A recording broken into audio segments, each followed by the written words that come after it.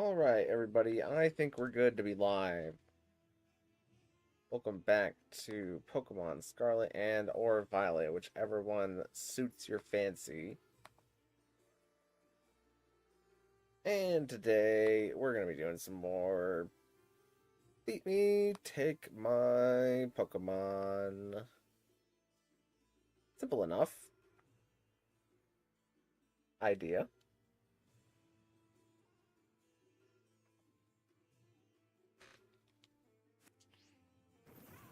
I'm currently in a secret location. Disregard the mini-map on the right. It tells you my location. But, it's just a neat little spot. Next to a mountain. I mean, you're like the perfect height to fit under this bar here. Guess you could afford to be a few feet taller in order to be even more comfortable, but then again, couldn't all of us afford to... Wait, did I change the screen? Oh, I didn't change the screen. That's awkward. Console, okay. Now we're in a top secret location with a mountain that the mini map in fact reveals my location.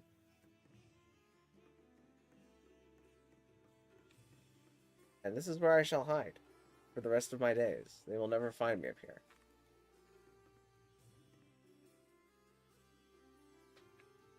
That's besides the point. I just got a bunch of XP candy from doing Metagross raids, right? Yeah. Let's get rid of some of this.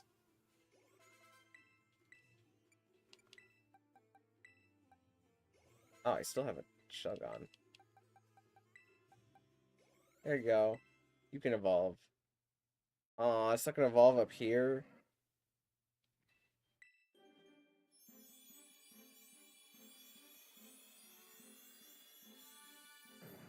Green Dragoon.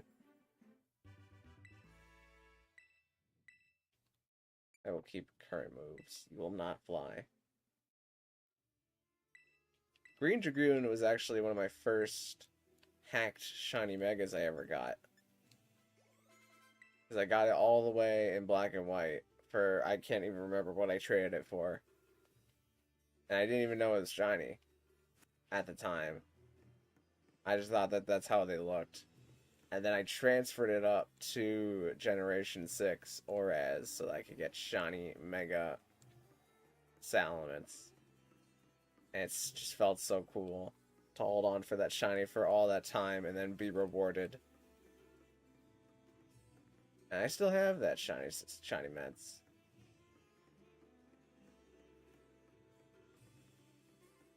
That's super duper hacked shiny Mets.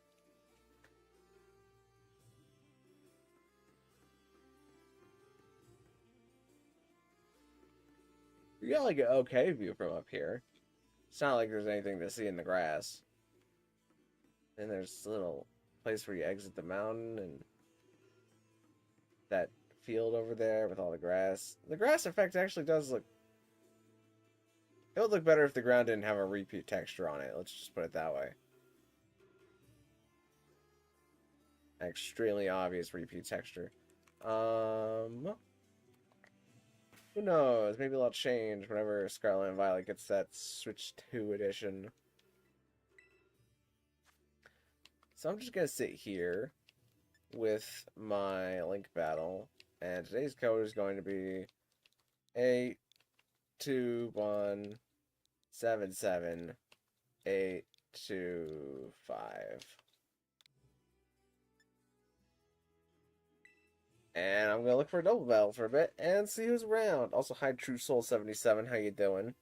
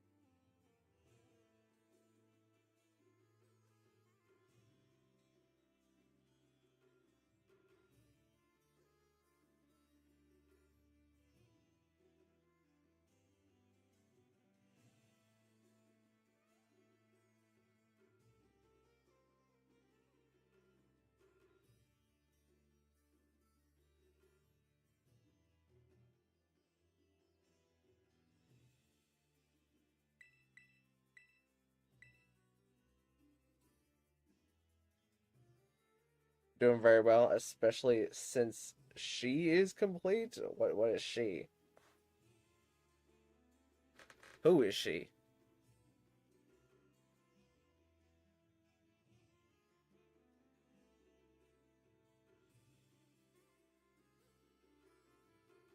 I'll do you one better. Why is she?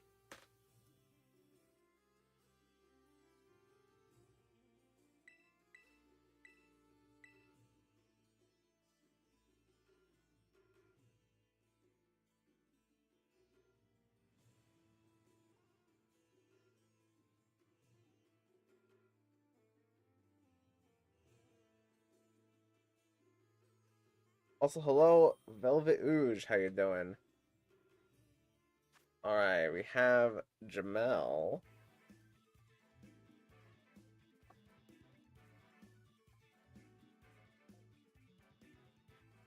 who is going to be our first time challenging Jamel.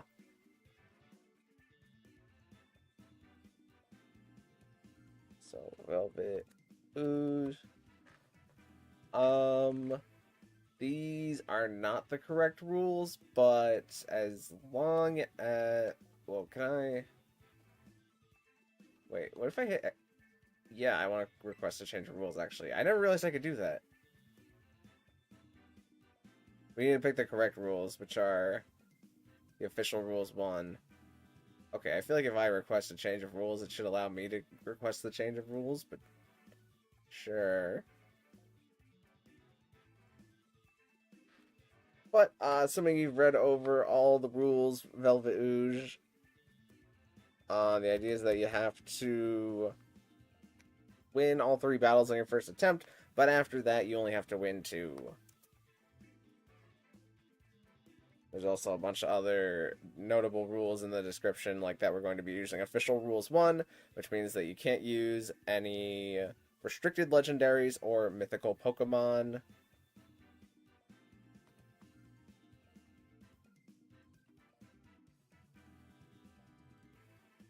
Just pick the official rules 1, or official format 1 is what it's called.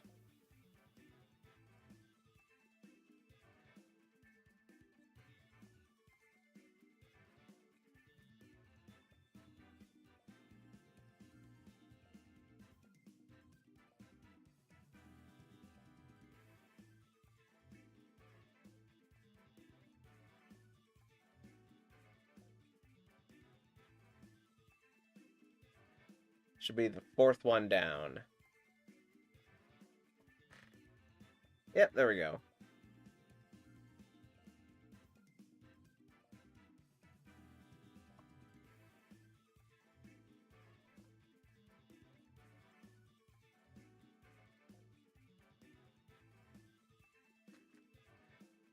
And I'm going to hide the screen just so you can't tell which team I'm picking.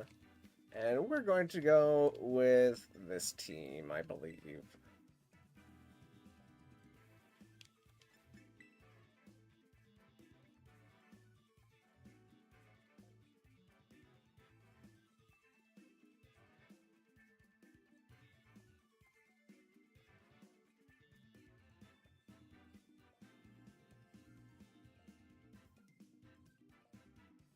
Just shared in the Discord. Alright, let's see here.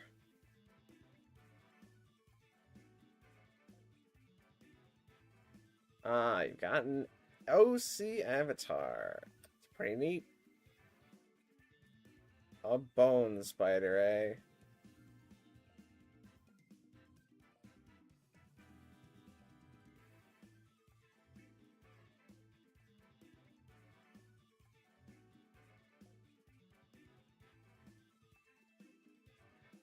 Kind of reminds me of Muffet from Undertale.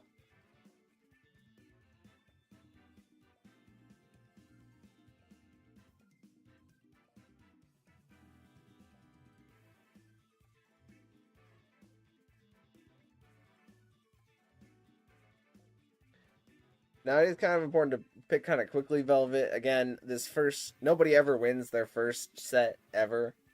So this first set is more practice rather than anything. So it's better to just pick something. If you need to make your team, then you can cancel out, and we can do it in like 5 minutes. It also works. But while we're sitting here, it might kick us out of this if it takes too long.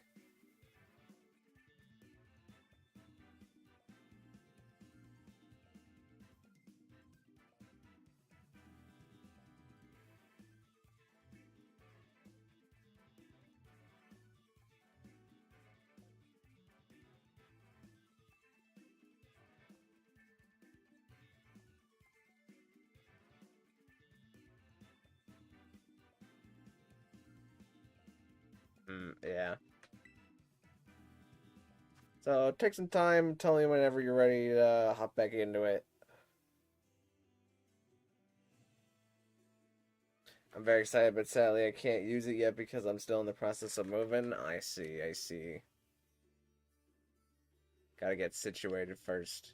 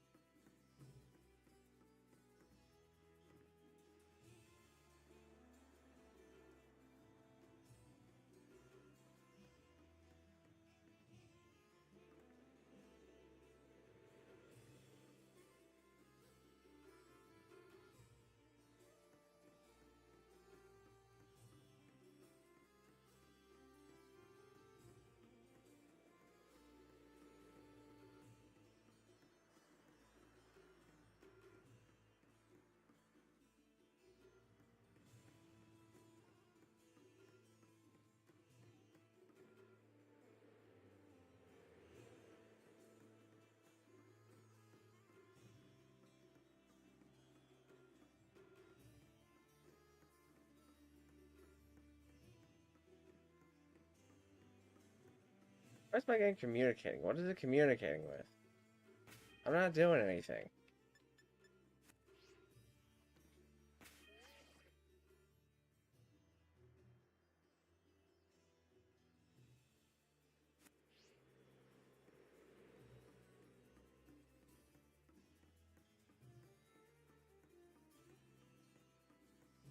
What do I still have in the half-bakes? Okay, still both the Weezings. I might take the Weezings out of half-bakes because I might need them for the future. But we'll see. We'll see what the future holds.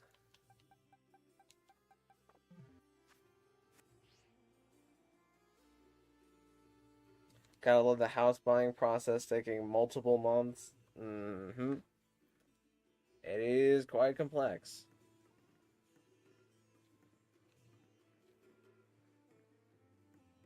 I haven't bought a house myself, but gotta assume that they gotta get everything in line.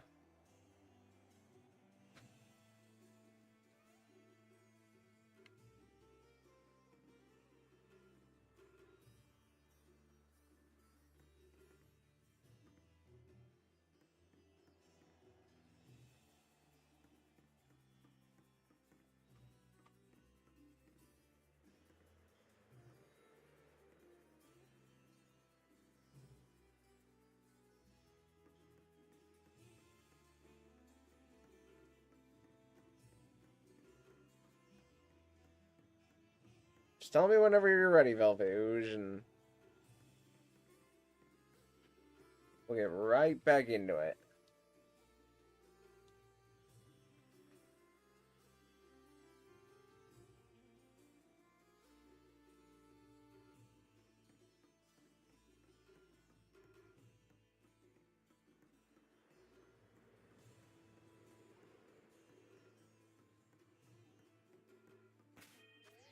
So I'll just keep the lobby open just in case there's somebody else.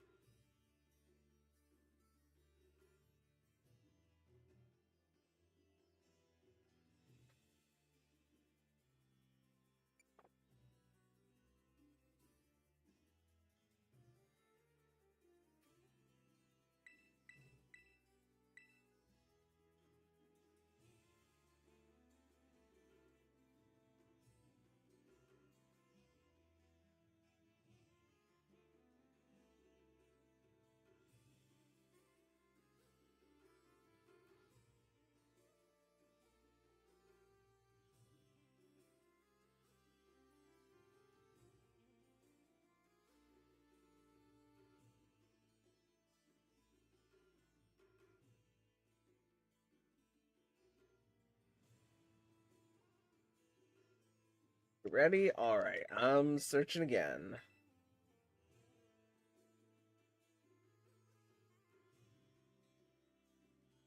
Again, there's no pressure on this first one. Nobody's ever won on the first try, and we've had over...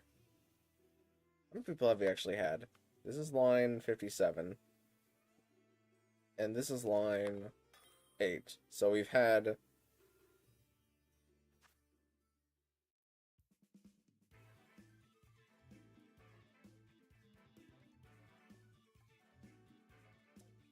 No. We've had over 40. We'll just go with that. I don't feel like doing the math right now. What's your favorite duo Pokemon? Mine is Plusle and Minun. Probably Solrock and Lunatone. I think they're pretty underrated. I wish they would get some kind of buff, though, in order to make them more different than all the Psychic types that already exist. Meteor Beam was pretty good. Not great, but pretty good. I don't really care for running the screen. We're just gonna pick this team.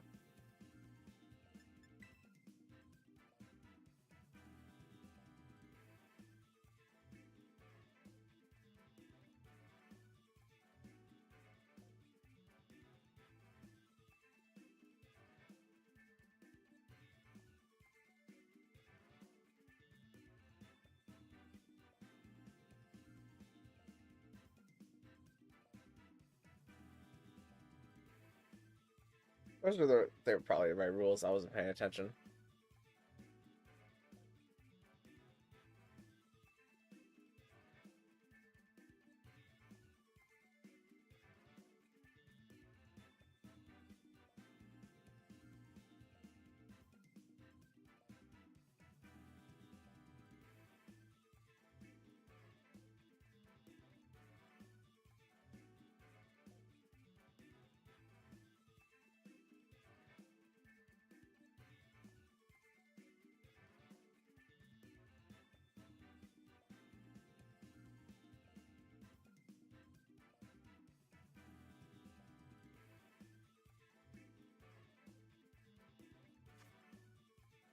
Alright, a lot of guys here. Actually, no guys here. They're all gals, except for Chenpao and Wochian. Well, what are they up to? 3 dark types is not great for Exeggutor. Not gonna lie, Martin ruined Solrock for me. Who's Martin? Oh, is he the guy that uses it in the Sword and Shield raids? Yeah, that guy is the absolute worst. Irredeemable person.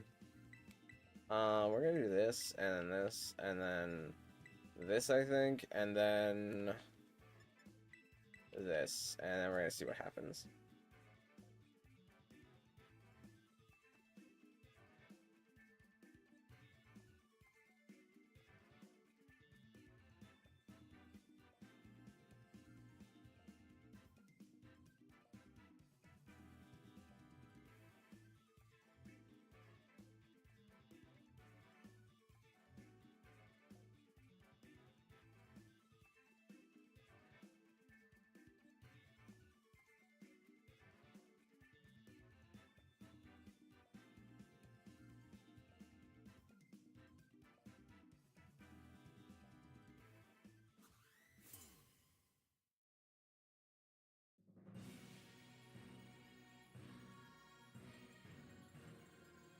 Okay, Lapras and a bird have made an appearance.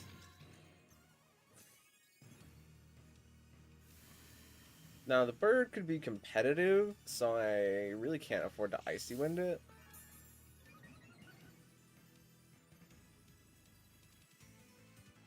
Blizzard from Lapras, kind of annoying. We're just gonna make the mid-ground play, which is... Actually, I kind of want to see what happens. Nah, actually... We're gonna Shadow Ball and follow me, and we'll see what happens.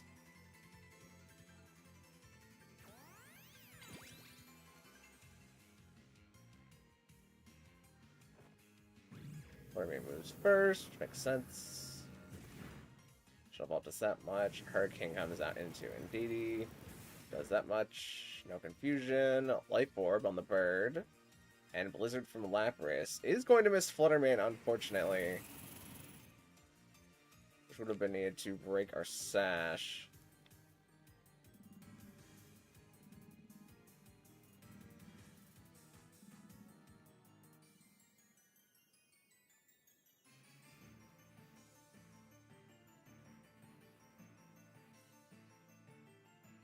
Oh, are we lagging? Are we lagging already? I need to do some manual cooling.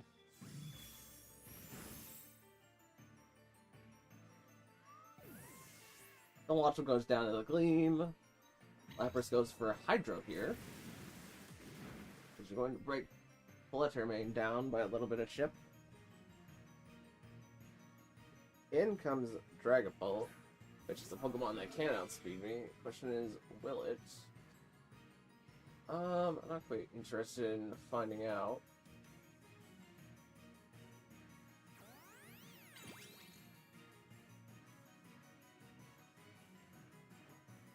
Alright, it's not faster than me. Goes for the Phantom Force. This Lapras goes for Blizzard. Cannot manage to hit Fluttermane with that Blizzard.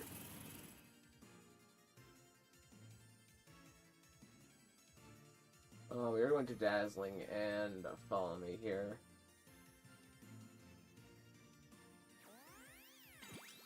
I think Dazzling takes the Lapras.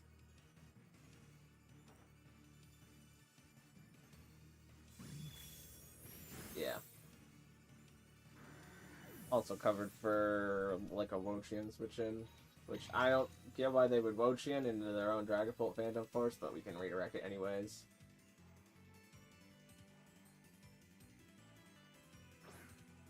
And last is in fact the Wochian. We've seen that Fluttermane is faster. I am okay with helping handing into it.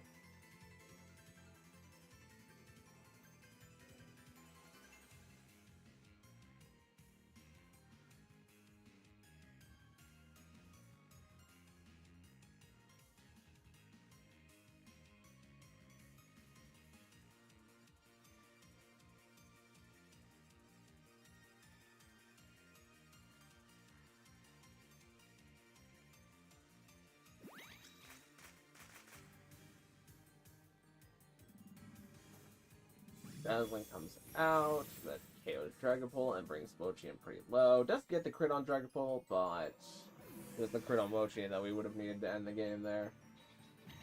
Wochian goes for the Ruination, but just cannot manage to hit Fluttermane.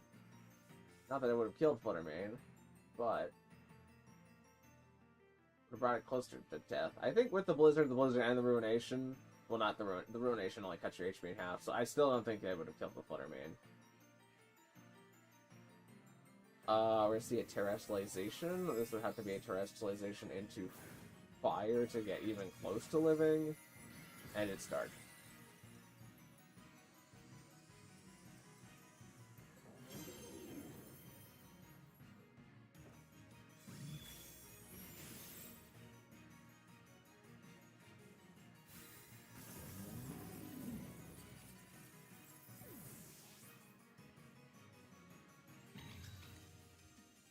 GG's, GG's. Unfortunately, you can't get a Pokemon to attempt Velvet, but this is the practice attempt, and nobody ever wins their first attempt. So you are more than welcome to do the other two battles if you would like to get some more practice against two more of the teams. I would highly encourage it. That wasn't my full power. I mean, we'll have to see what it looks like in the next battle, I guess.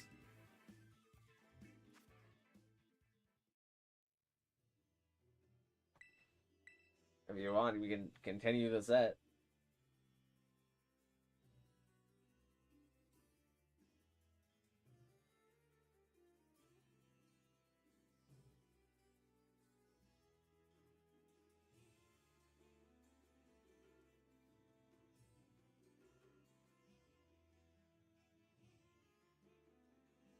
I'd love to make Martin soup just to pour it down the drain. I mean, that would be a little wild making soup out of a person. Not for me. Maybe for other people, not for me. But then to pour it down the drain, I mean, you could at least maybe take a little taste.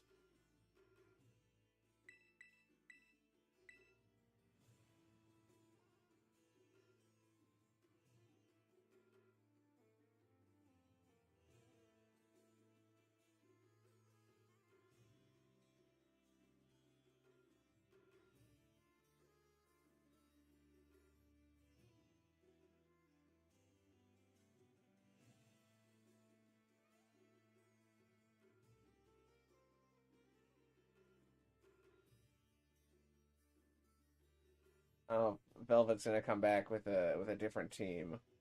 They're, I mean, they're more will be continuing their attempt because attempt hasn't been finished yet. But if they want to come back with another team, all right. What do we got here? All right, seems like they're coming back with another team.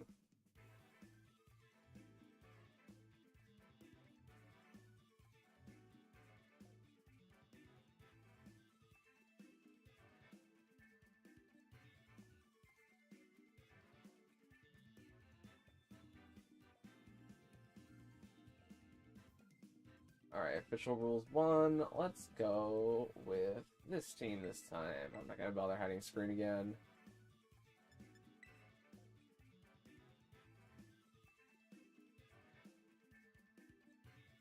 If I tasted it, it would be cannibalism. I mean, who's to say that the humans in the Pokemon world and the humans in our world are even the same type of human?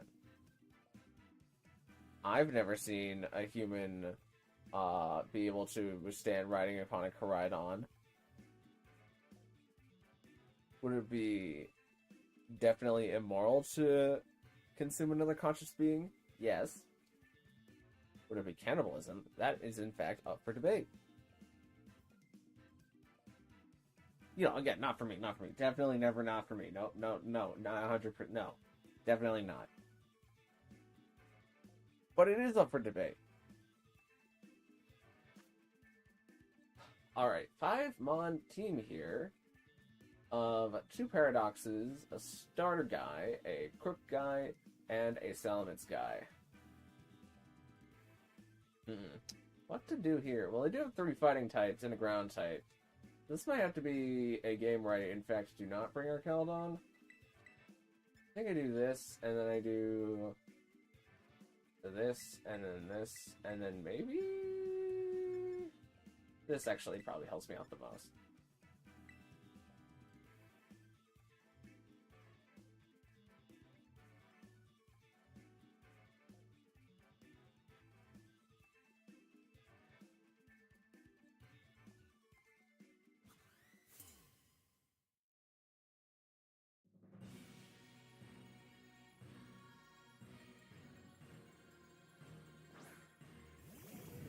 Alright, Iron Hands and Crocodile are making appearances. Does Intimidate into us. Let's do this, and then let's do this.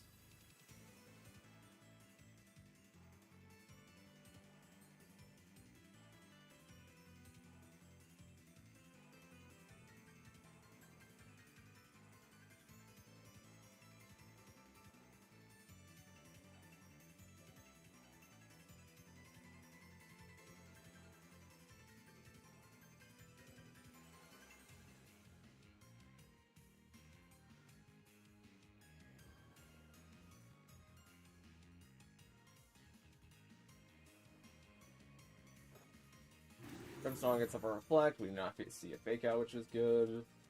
What happened? Okay, they found play into Grimsnarl. And Blastoise gets off the Iron Defense first. And what does Hands do? Okay, Hands puts Drain Punch into Blastoise. Which is just fine by me.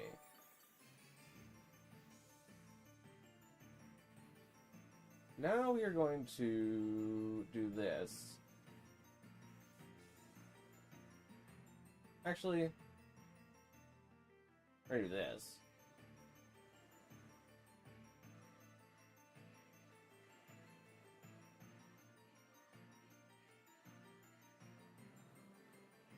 love Pelipper. I mean, Pelipper's a pretty neat guy. Also love Cherry.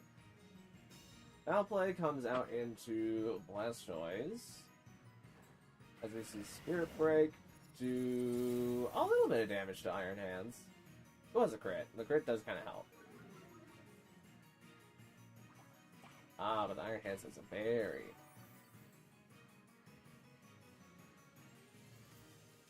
It goes for the Belly Drum.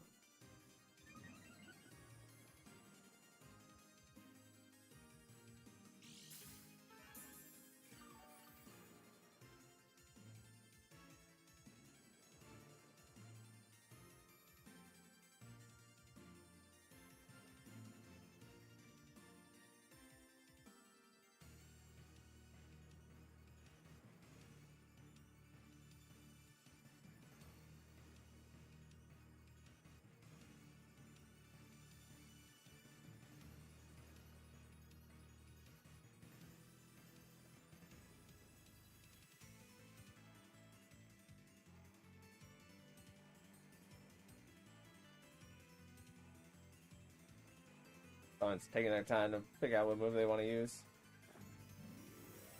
Looks like we're going to see a Terrestrialization onto Crocodile. And Crocodile will be going for the Stellar Terrestrialization.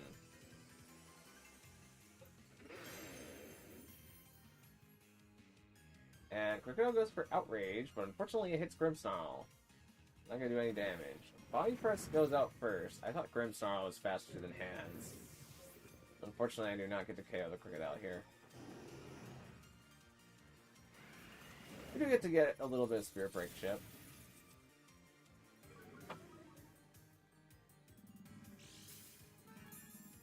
Blastoise will left use a full.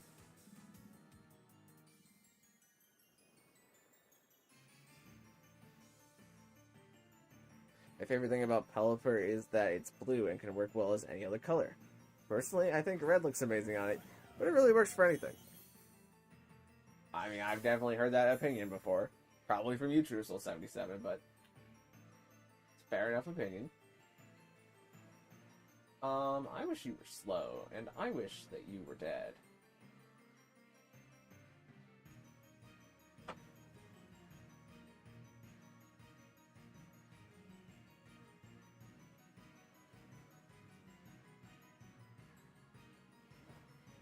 Alright, unfortunate.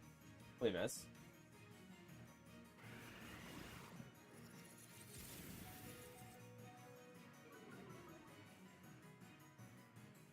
Foul Play, uses its Terra to hit Blastoise.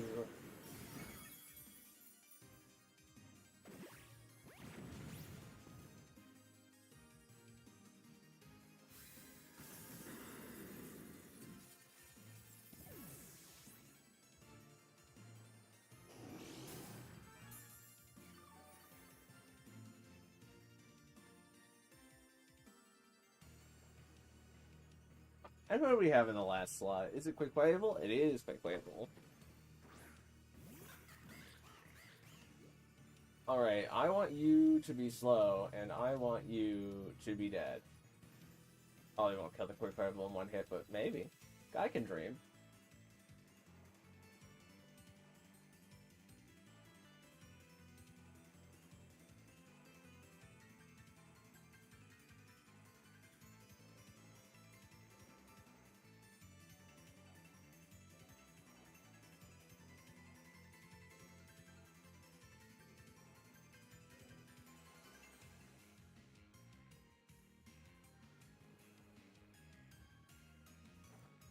Land Thunder Wave this time.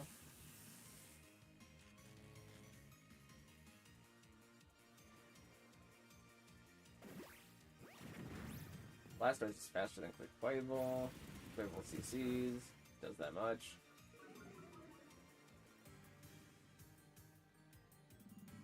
Is Life Orb. Spirit Break is going to finish off Grimmsnarl here.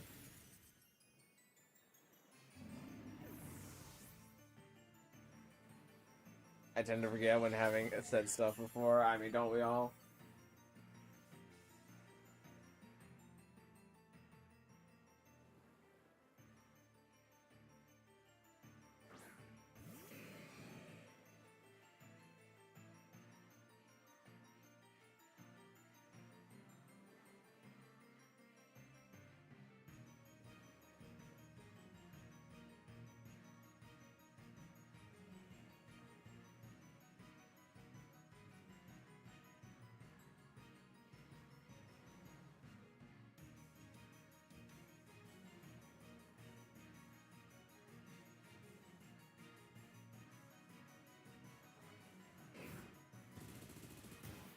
Valiant goes down to the Bullet Punch.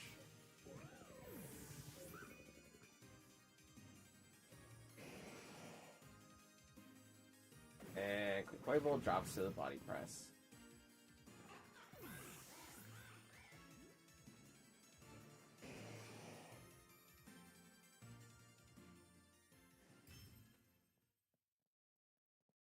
GG's, GG's. So if you want to do one more battle, finish out your set, you're more than welcome to do so.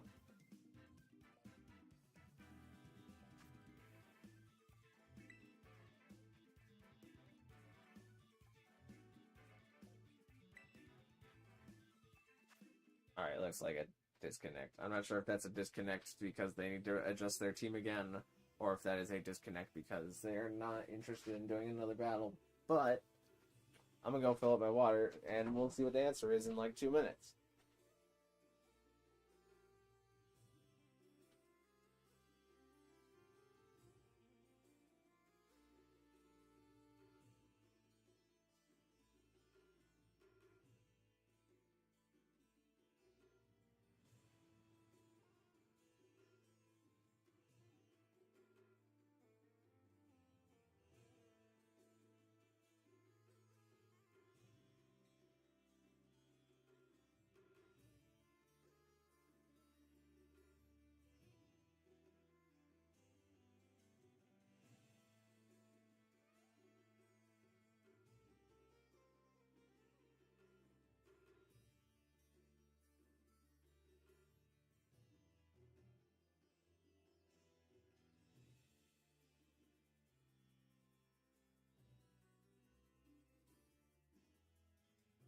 Okay, I'm back.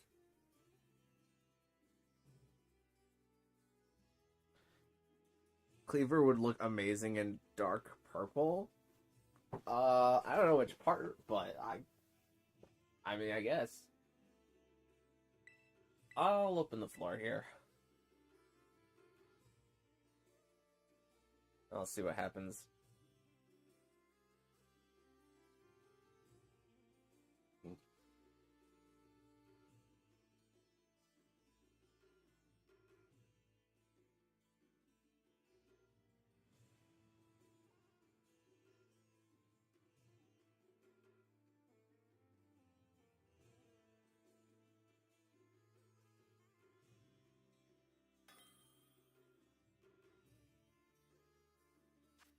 Alright, looks like Velvet has come back for the last battle of their set.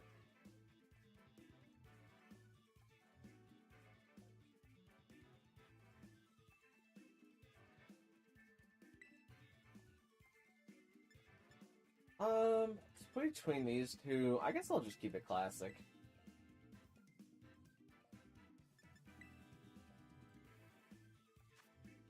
Okay, looks like same team as last time. And what do I do to defeat the team this time? I probably just do this, and then this, and then this, and then this. Actually, this doesn't make much sense with all those Pokemon. I probably just do this. It's like, if I lose my terrain, then I lose my terrain.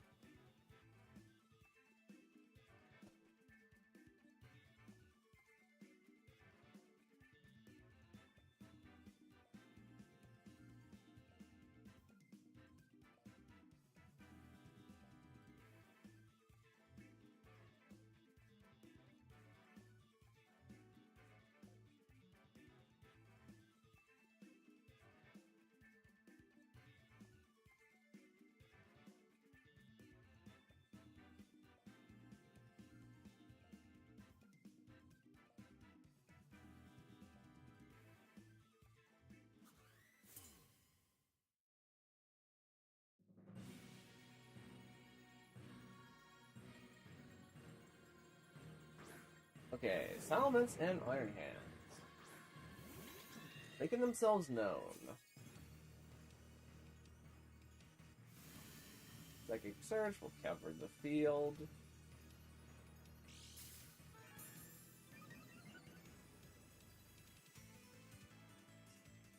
Salamence appears to be Moxie.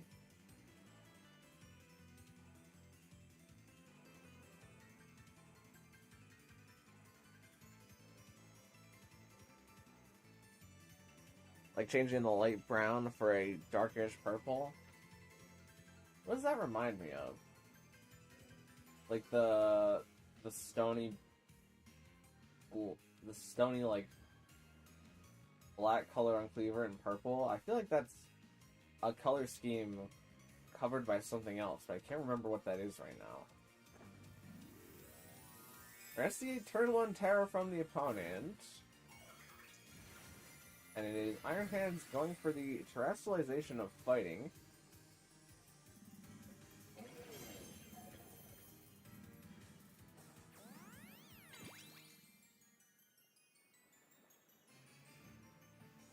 Summons goes for Flamethrower. Does burn Indeedee, which is a tad bit annoying, but not world ending.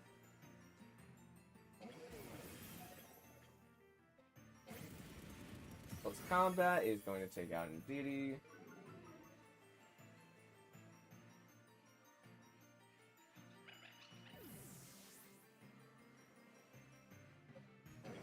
Now I get a Trick Room.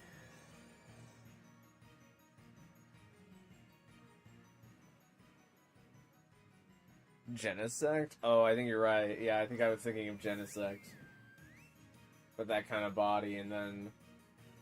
Not this... Well, kind of for the outline of Genesect.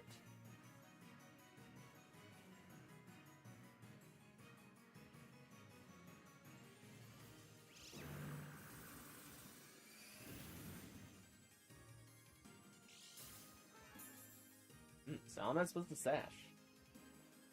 Iron Hands... Fortunately goes down due to the fact that it is weak to the Expanding Force, and that it decided to give itself a special defense drop with the close combat.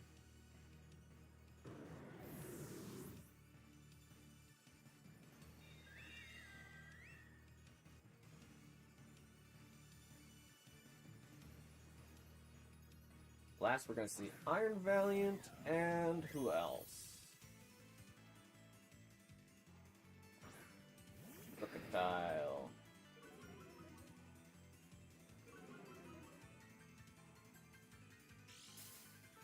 Valiant is attack booster. Probably should remember that from last game. This and actually Valiant can have Wide Guard.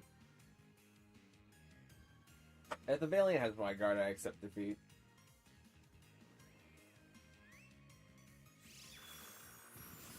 Alright.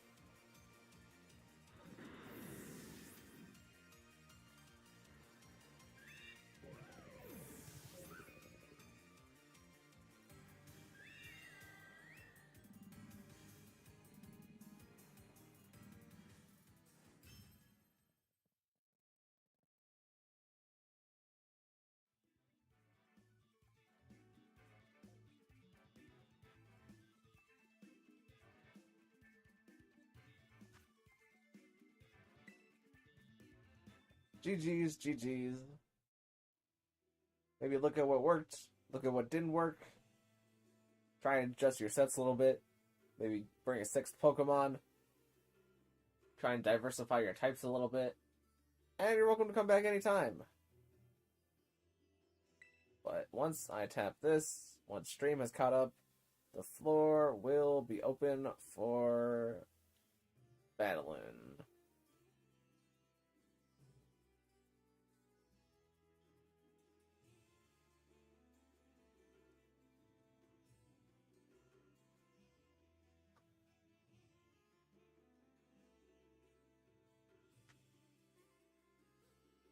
Alright, stream's caught up now.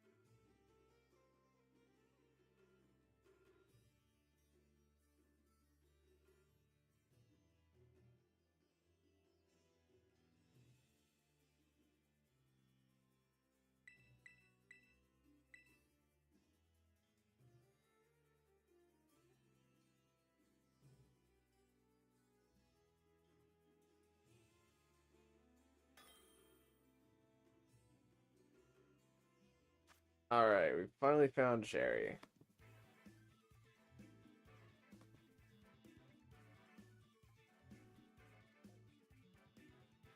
So let's get into it. We just use this team. I'll use this team again. Also, hi Sua, how you doing? Seems like you changed your profile icon since last time.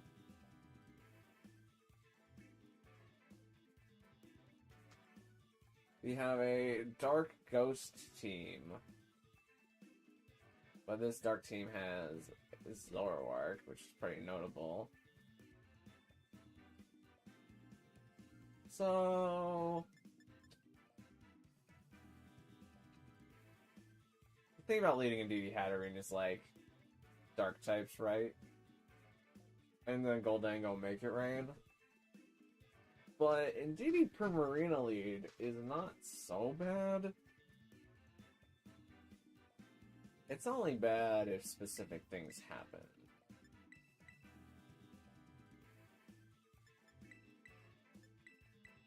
I think I'm willing to trust that.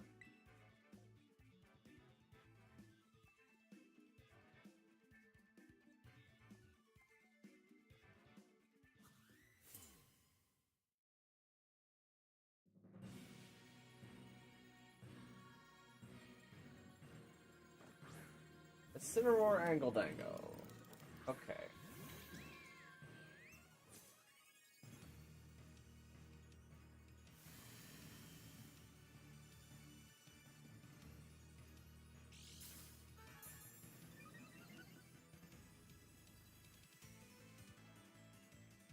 That is in fact a real Incineroar.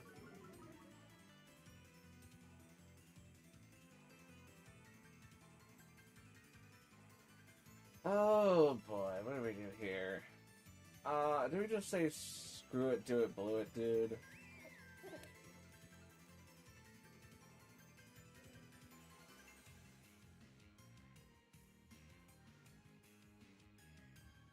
We kind of have to in face of Goldango.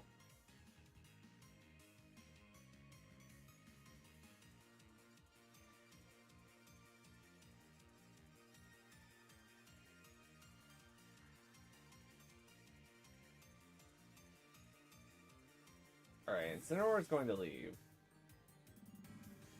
To bring in Sinistcha.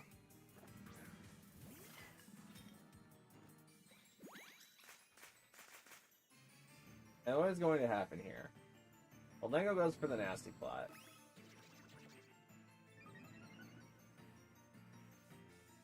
We got off the helping voice there. That goes good damage to both. Nasty Plot now means that my existence is gonna hurt.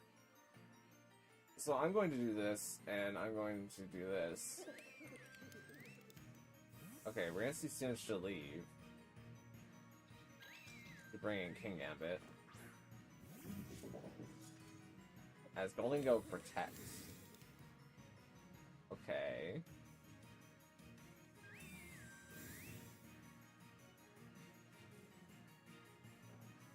I am kind of curious why that happened, but I mean, it makes sense. I mean, +2 is going to cook Primarina, and I don't think Primarina has anything else that it can do at this point. If anything, I protect Indeedee here, and then Hyper Voice.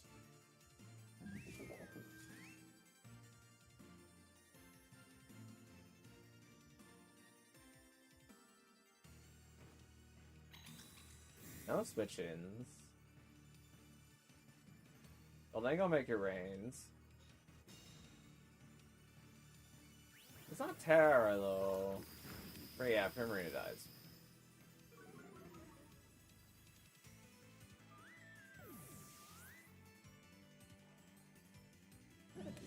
Well, Dango is LaForb.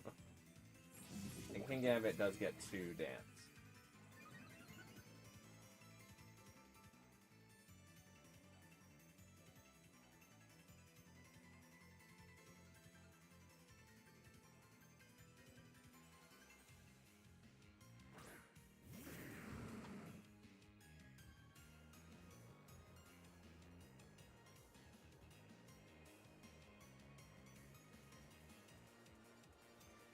You have to get the turn right that they don't swap in Sinister here.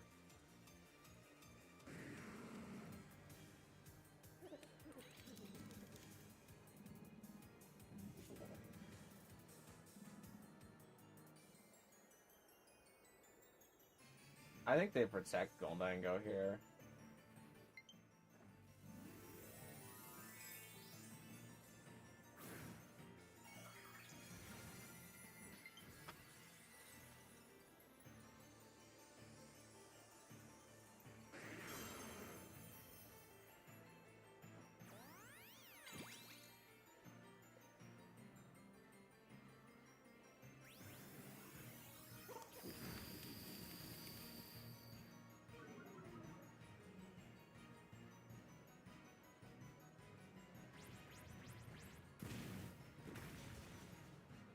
Yeah, it's not enough.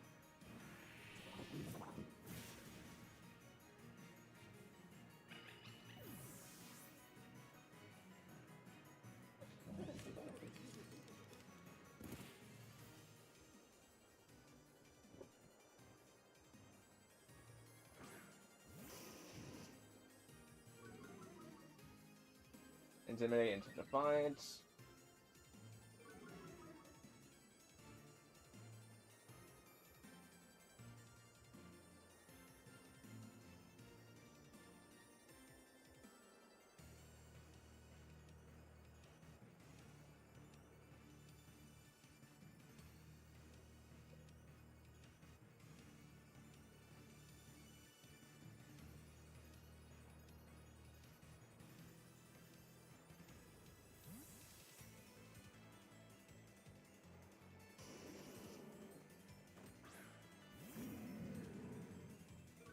I reckon it would have been cool to see Applin have a black and white shiny as a reference to Bad Apple, and have the red and green as forms that decided the Evo, green for Ton and red for Flap.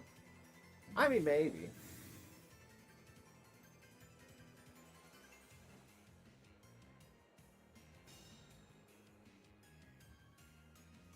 Might get a little bit too complicated at that point, though.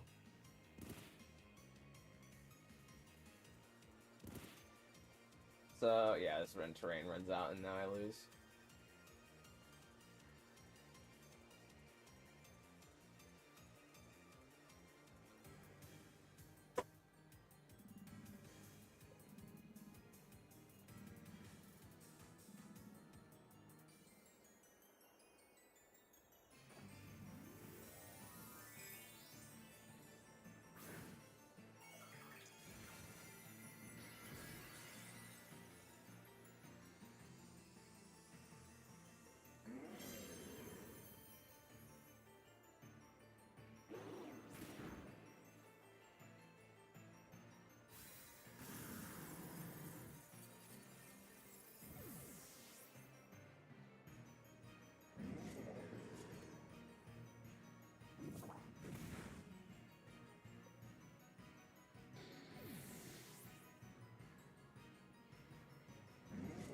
Decided to call it quits on Gen 9 for good. Not really much else I want to do in the game. The Gen was seriously disappointing compared to Gen 8 and 7.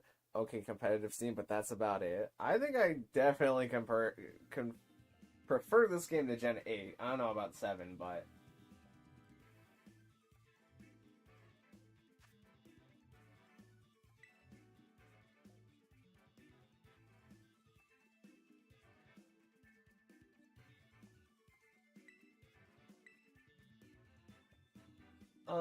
okay. So, let's do this next.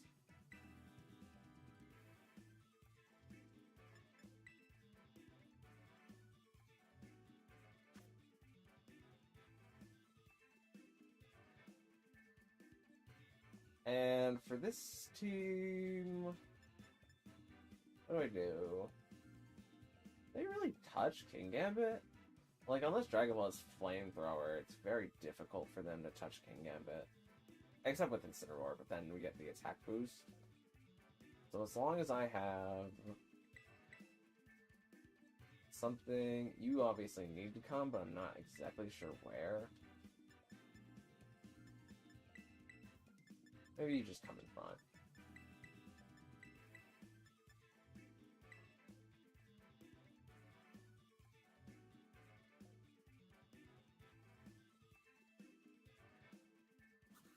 wouldn't really work with Dipplin, but I don't like Dipplin, so it doesn't matter. I mean, if you just plug your ears and act like it doesn't exist, then it doesn't exist. And well, that just works for people. It's a way to live. Okay, Sinistcha and Dragapult both exist on our current spectrum of life.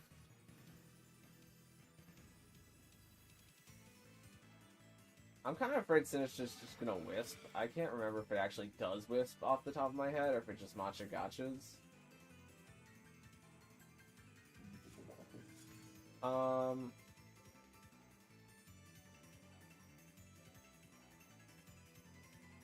I kind of want to do this and just see what happens.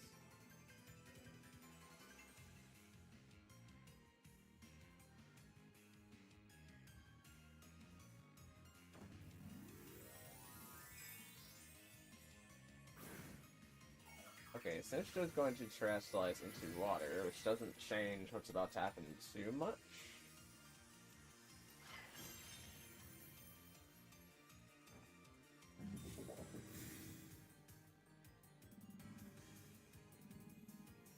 Sinistcha does in fact Rage Powder. Dragapult Dartsies. Okay, that's not great. So that would have been a free Swords Dance. And Sinistcha and Sneasler lives. Okay.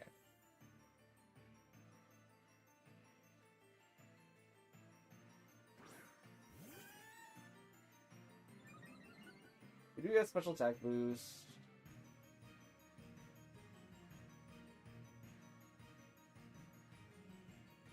I'm just going to do this.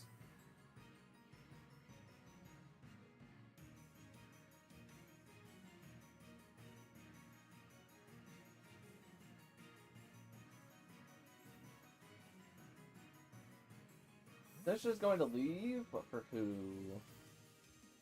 King Gambit, okay. Darts comes out.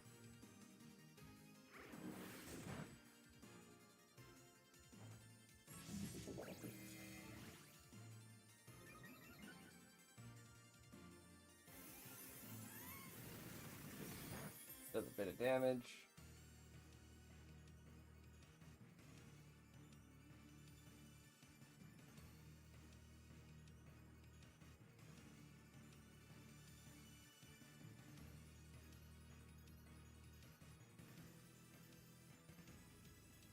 We're gonna see Dragapult leave here. Then it's just going to return. Then it's just going to Hospitality off most of the damage, not all of it.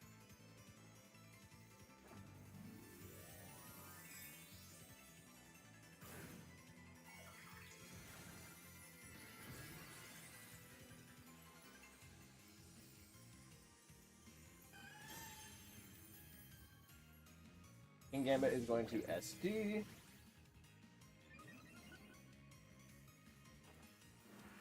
Countdown comes down to Sinistcha, bringing it pretty low. Hurt by Rocky Helmet, though.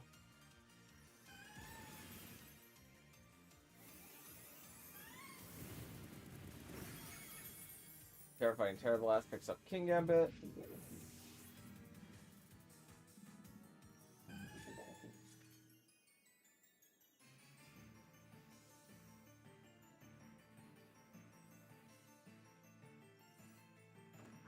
Now Golden Go comes in. Unless this Golden Go is Focus Blast, it struggles to take me out. I kind of just want to protect here and then Terra Blast the Sinistcha to read for the protect. Or for the Focus Blast in case.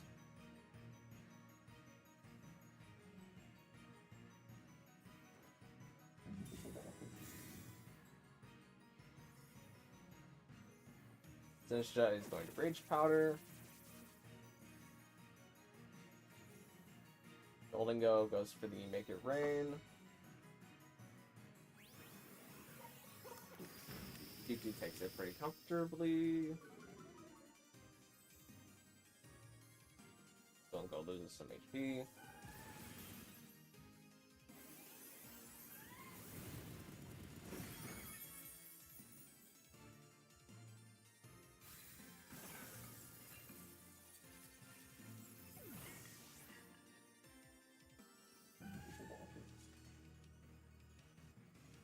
Dragon Pult now comes in.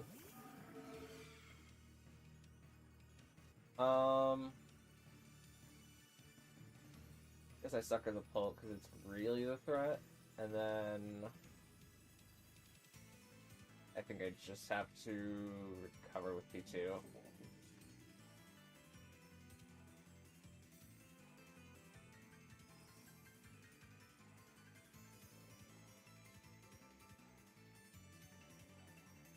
Going over Protect.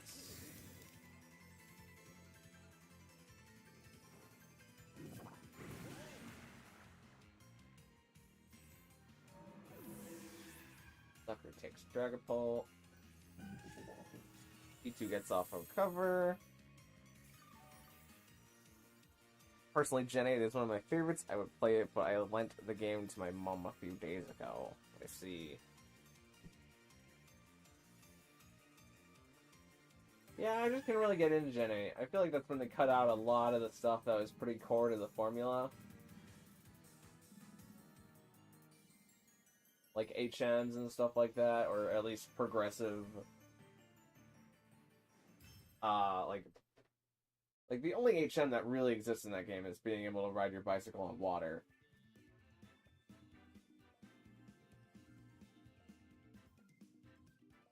And then Dynamax as a mechanic is not the worst, but could have used a little bit more care. Especially for singles.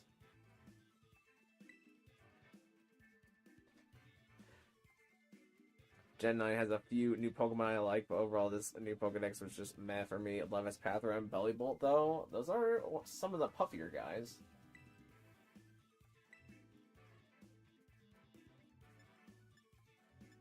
Alright, I think we go this team.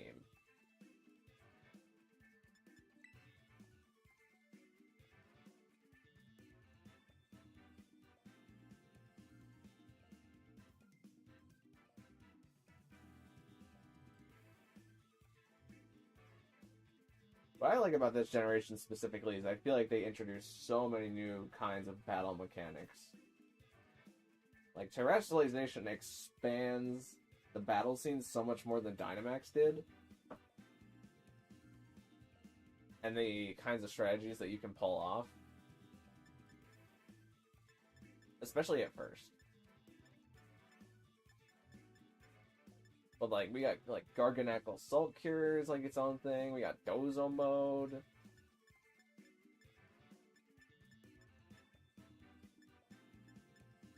I really am not 100% on what to bring here. I kind of just want to do this and this first, but if there is a move on a Pokemon that is designed to kill this in one shot, then that's kind of not great.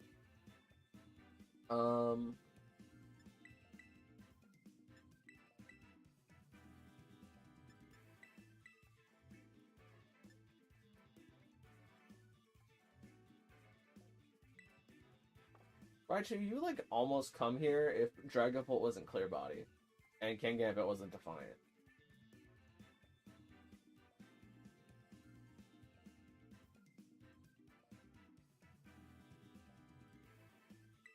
Yeah, I think I do that.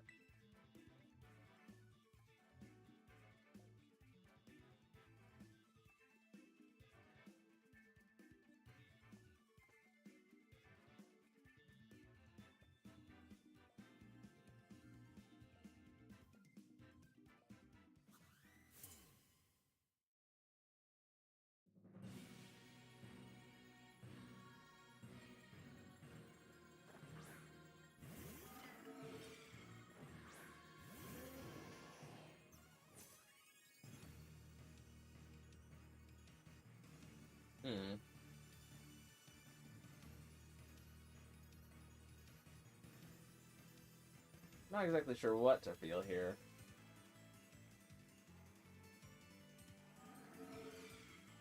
Like, Hurricane is good, and then Iron Defense is good. I forgot about Machagacha. But yeah, probably Machagacha in the face of Wide Guard.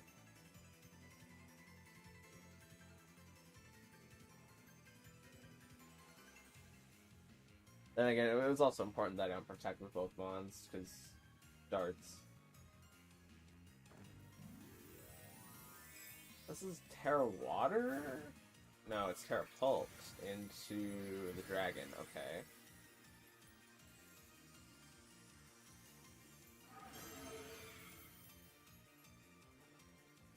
Really goes for darts. Maybe about half to Blastoise. Yeah, I don't think we recovered from a Machagacha after that.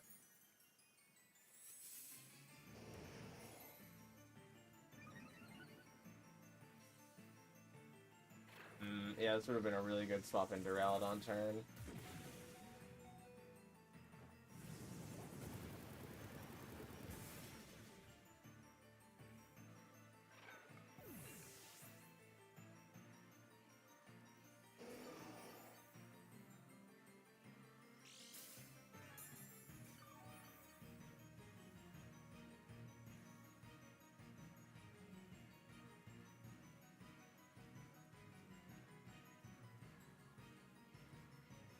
Okay, King Gambit enters the field.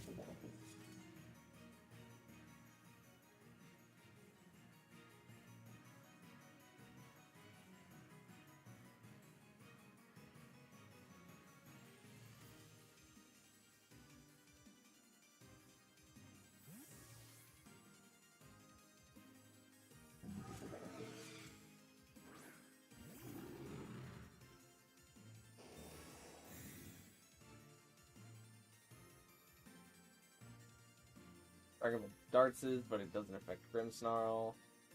King Gambit does SD though, which is a good bit of a problem.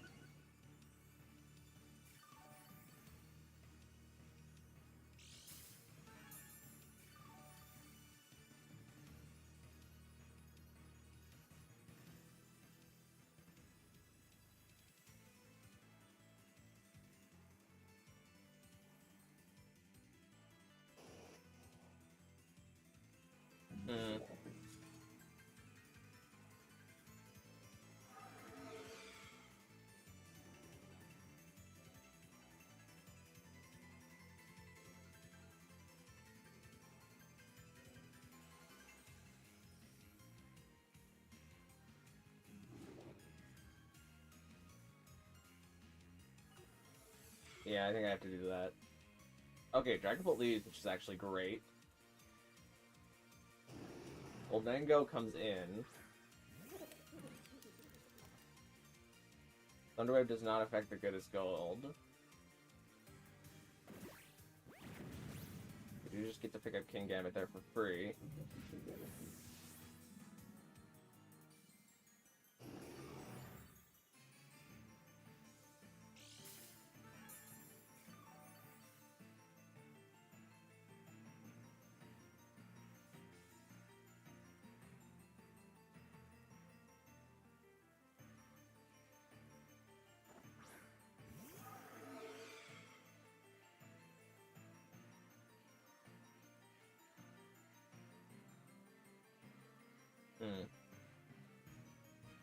So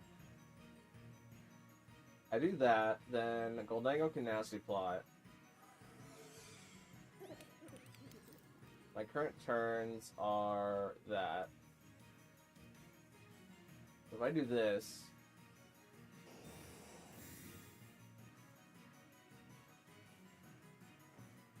the Thunderwave miss is such a pain, but not. It's not the worst thing in the world. It kind of depends what Goldango does here.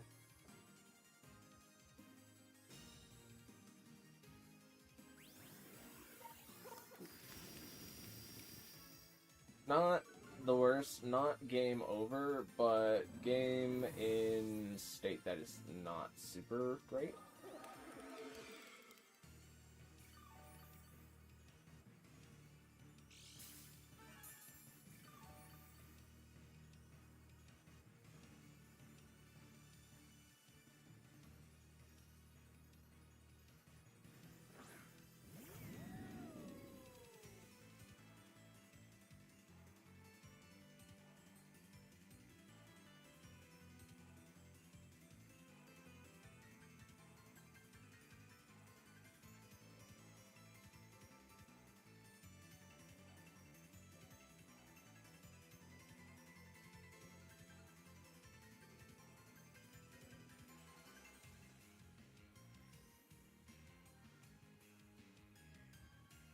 Darts is going to come out.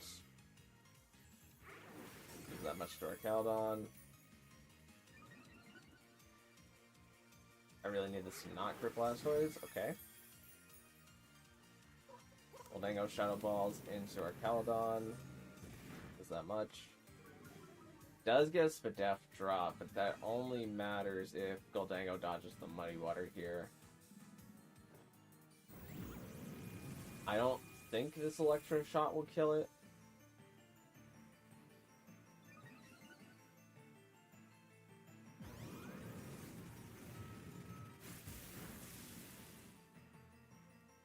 He's not Goldango. Okay, that was the one Pokemon I needed it to hit.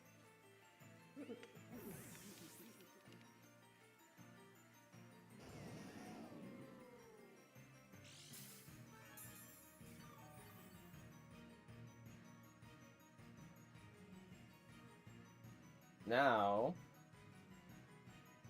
I can +2 Flash Cannon and Body Press. Just no crits. That lives.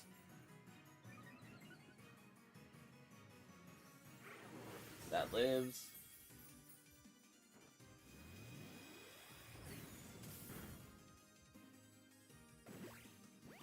And there we go.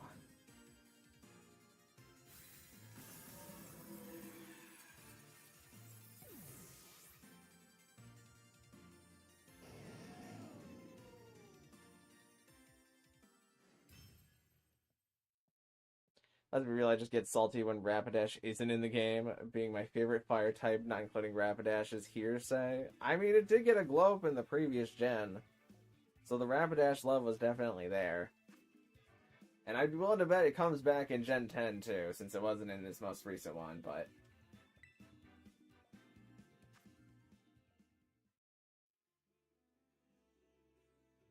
We'll have to see, we'll have to see. I think Rapidash and Arcanine are probably trading places right now. Arcanine was in this game just because it got put in Legends Arceus and got a regional variant form. And in the next game, Arcanine's not going to be in it, but we'll have Rapidash in it. And they are destined to never meet each other ever again until the end of time. Remember, the best thing you could do to your only child is look them in the eyes and say, "I have no son." I mean, that's maybe the worst thing that you could do. Unless you only have a daughter. In which case, you could in fact say that. Cherry also says, I sold. I think I also sold, though. Like, if I swapped in our Caledon for Blastoise on that first turn, then I was actually golden. But me risking taking so much damage from Machigacha and Dragon Darts was just kind of unnecessary. The wide guard probably was necessary. I guess Hurricane did take out Sinistcha there. And that was necessary too. But getting a defense boost on a Caledon probably wraps up most games.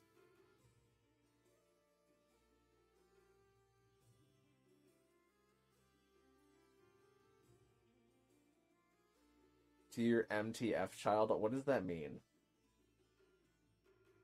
Mother to father child? What is MTF?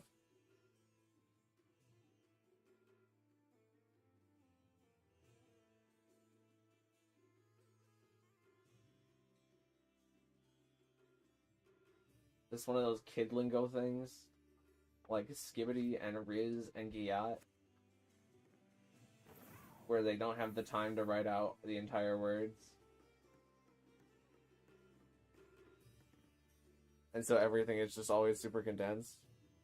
MTF means male to female. Oh. Well, yeah, that's just transphobia. Wait, male to female. The best thing you could say to your male to female only child is to look them in the eye. Yeah. Well, yeah. Because then they would be your daughter.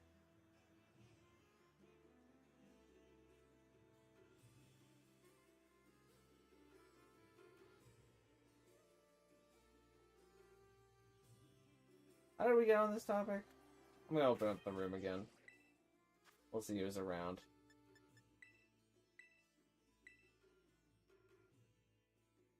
No, it's not transphobia. Yeah, you're right. It's the opposite of transphobia.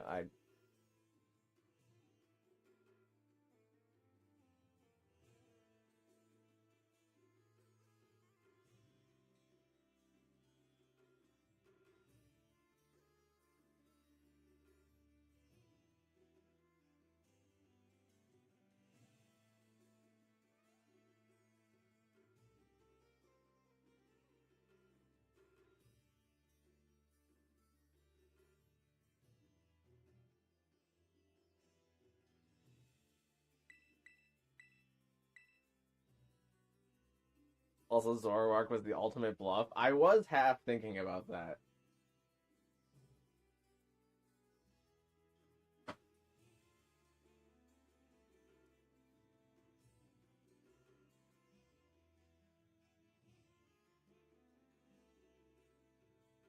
I was, especially in the first game, I was kind of hoping that one of them would be Zoroark right away.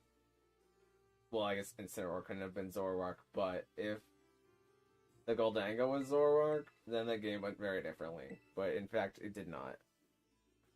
But I really don't think I don't think the Sand team can beat that team ever. Not if we can't take Goldango out in one hit, because then Goldango just proceeds to KO everything no matter what.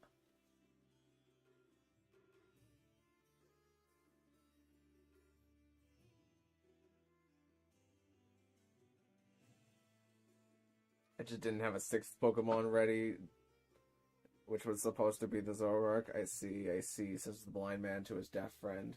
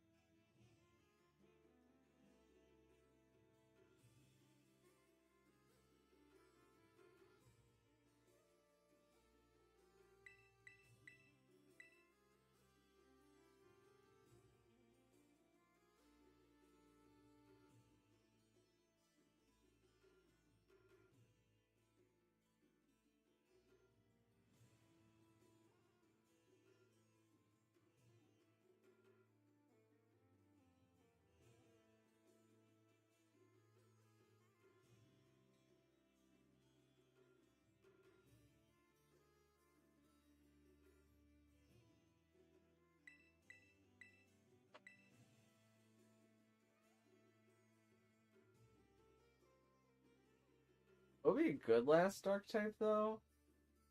To put in that slot? Maybe just Sableye. And you can do prankster things. Or you could put it in for one of the ghosts too.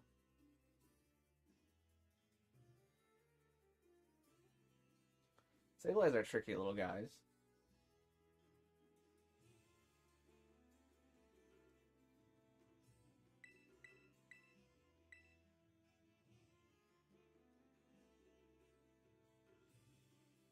It's like almost 5 streams. I think that I fell short now.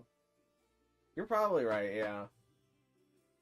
But also you lost, like, you're still doing dual monotype, and it definitely took you more than 5 streams to get, like, a win with dual monotype, and even then, it was because of that one rock slide miss.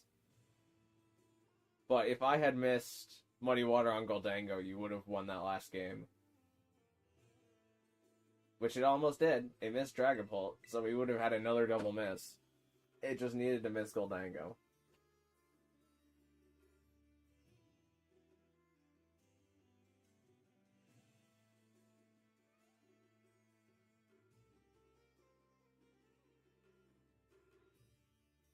Sableye or Grimmsnarl, yeah, they're both pretty tricky guys. And wait, have you traded for a Grimmsnarl yet? You might as well not build a Grimmsnarl if you haven't gotten one of my Grimmsnarls yet, because I think I have both Grimmsnarls still.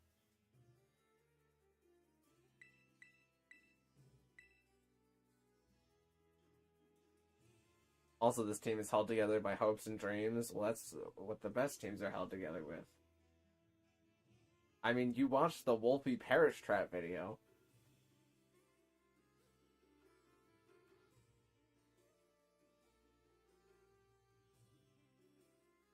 I was really hoping for the Muddy Water Miss there. Yeah, the Muddy Water Miss would have in fact changed the game.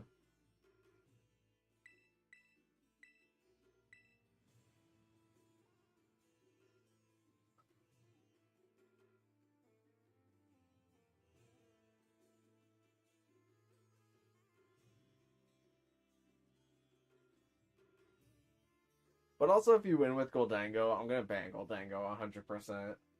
The fact that it can click Nasty Plot and then just destroy everything. My goodness gravy. I didn't win one, but I have a handful. Gotcha. I mean, they're good. Grimmsnarl is gonna be a Pokemon that sticks around for a long time, even in the future.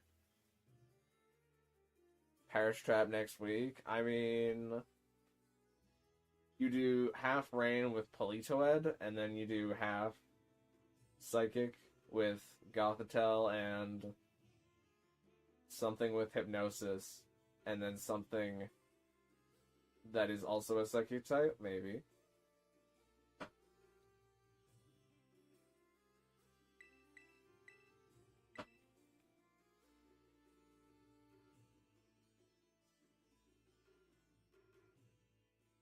Goat Dango, yeah. Basically. Crazy mon to come out of this gen. Even though Goldango really isn't that crazy, when you consider Good as Gold, really isn't that different from Magic Bounce. It just doesn't bounce things back. Like, other than, like, Haze, or, like, you can, it's like a field condition, so you get affected by Haze, but Magic Bouncing Haze back. And, like, Parting Shot, you can't Parting Shot into a Magic Bounce Mon, because the Magic Bounce Mon will bounce back the Parting Shot into you and then be forced out. Whereas if you Parting Shot into Good as Gold, then, you know, it just doesn't work. And then you can't, like, Life Dew or Helping Hand Good as Gold. But other than that, Good as Gold is just kind of like worse Magic Bounce.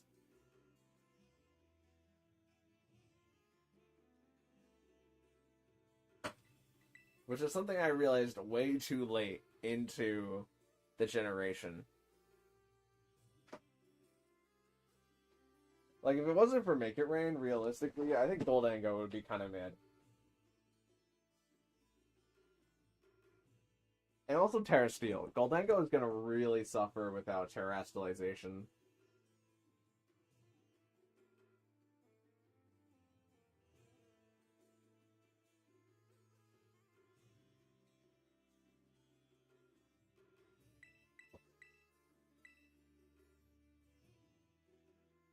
My teams are held together with tape and those little table things on pizza. I mean, they are pretty strong. They hold up the entire box, I guess.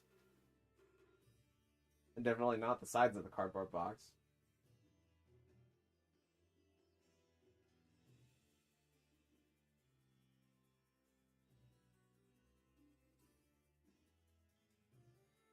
Make It Rain is really good, also true. Yeah, Make It Rain is crazy.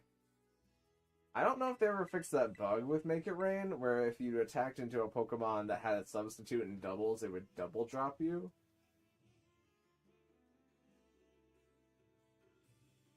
I'm kind of curious, though, to try and test it, but maybe not. Do you think Ogerpon is dead without Terra? No, I think Ogerpon is fine. Ogerpon... Okay, let's look at all 4 Ogerpons objectively. Ogerpon Grass has Defiant, and can run an item. If Cobra Cloak still exists, it still is going crazy. Like, it is just... like, Incineroar comes in to intimidate it, but Ogerpon is still clicking its 100 base power move that maybe crits you at +1. Ogerpon Grass is going to be perfectly fine. Ogerpon Fire is definitely worse without Terra. Sure, it's not getting that attack boost, but it's also Mold Breaker. And Mold Breaker is useful depending on what format you're in. If there's Lunala with like Shadow Shield or a really strong multi-scale mon, then Mold Breaker is still going to be very important. If there's Shedinja is still weak to the Ivy Cudgel, but if you're still Mold Breaker, then it's still important. Also, follow me on all of these Pokemon. It goes without saying, it's still really good. But it probably comes up the most for Cornerstone. Cornerstone is probably the best one off, because it still doesn't really care about the Terra that much, even now. But being able to redirect and always having that sturdy, very, very important. Even for Ogerpon Moldbreaker, like if there's another Pokemon that can redirect but can always take a hit with sturdy, then you Swords Dance in front of it and then you KO it with your Moldbreaker, because the Moldbreaker ignores the sturdy. But Ogerpon Cornerstone will be the most fine out of all of them. And Ogerpon Water, probably the worst off one, like, especially if there's like a really fast freeze dry mon, like a Alolan Ninetales or something else that comes up in the future. Then Ogerpon Wellspring will still have a place. I think only if Urshifu exists in the same format. Because then it will have an immunity to Urshifu. But if there's no Urshifu, I think Ogerpon Water is just in a rougher spot compared to the roughest of spots compared to the other three. Hello, Zach C. How you doing? You are, in fact, more than welcome to fight. I would suggest reading over the rules in the description if you haven't done that yet. But the code is on screen for fight.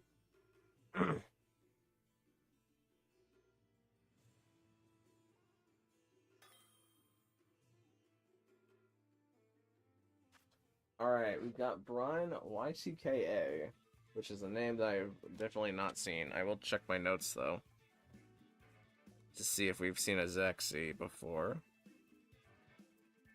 Nope. Alright, so since this is your first attempt, Zexy, you gotta win all 3 battles, but nobody's ever won all 3 battles on the first attempt. If you're wondering what rules to pick, you can just hand it over to me, or pick Official Rules 1. That is correct.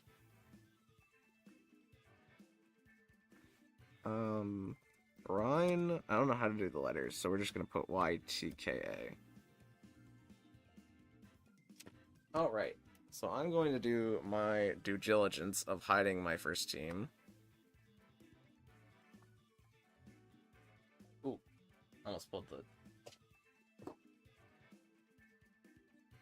controller off the charging thing, and then that would have crashed my entire Nintendo Switch setup.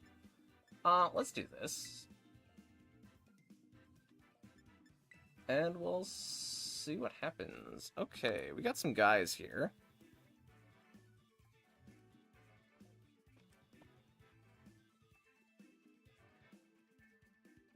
We have a Munchlax, which is pretty slow.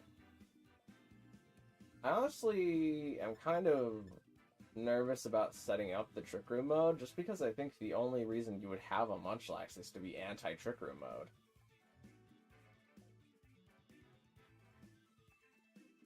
A Kingambit lead here definitely is not preferable. I think I do this. Actually, I think I do this, and then this.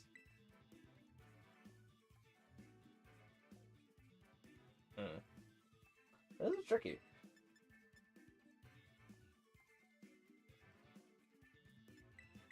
No, I really don't want this.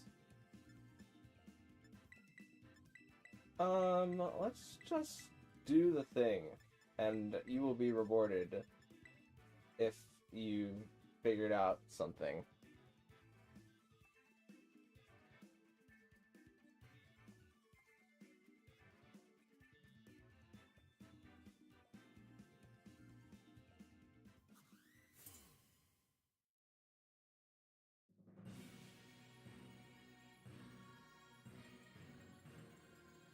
Okay, Torkoal and Ninetales.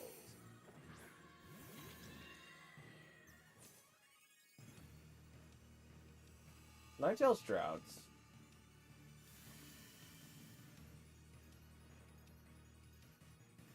Huh.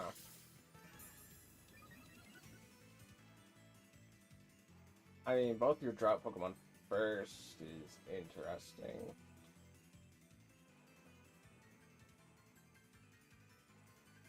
I'm really not sure what to think about this Torkoal's speed tier, but I really can't. Actually, I guess I can.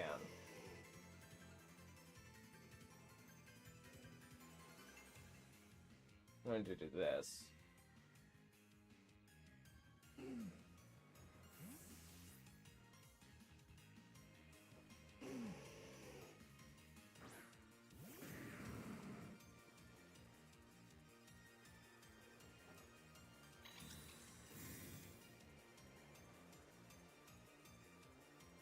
Ninetales goes for Heat Wave.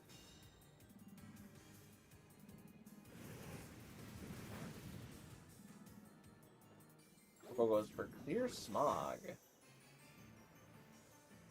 All my stat changes were eliminated.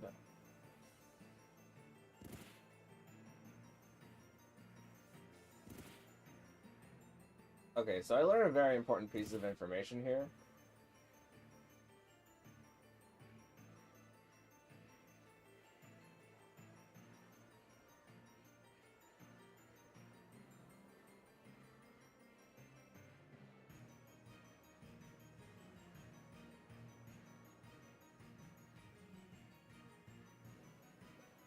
I'm not going to tell you what that piece of information is quite yet, but I've learned it.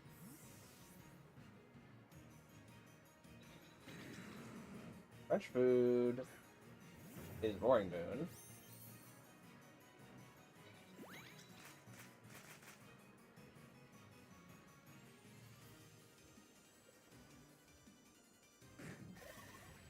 Okay, it unfortunately dodged the Pokemon that I wanted to hit.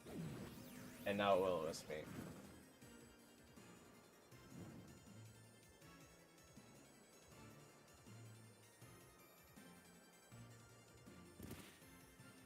That is now pretty low, though.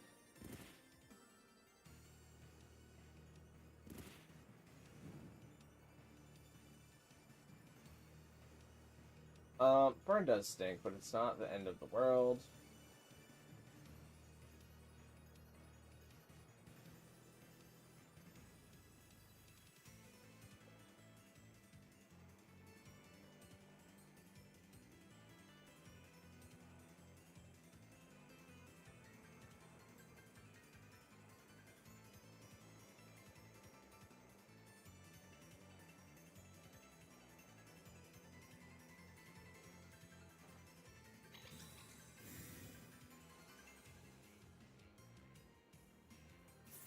Ironhead comes out. Rock Slide finishes that off. Crit probably doesn't matter.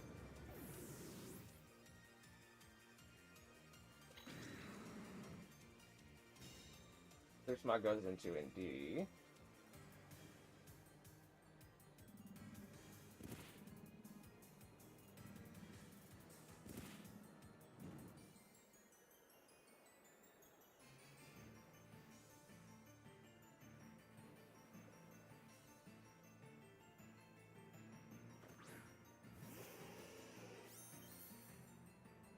Ninetales is going to set up the sun.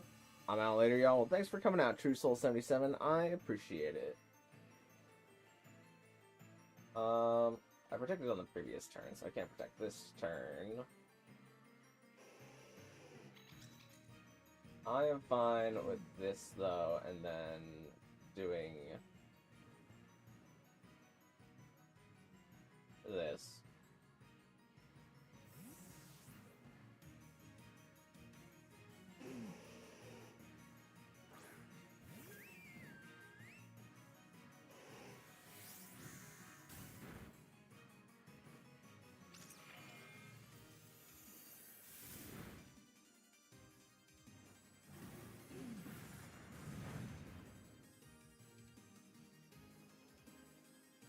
Does burn Primary now, which is a tad bit unfortunate.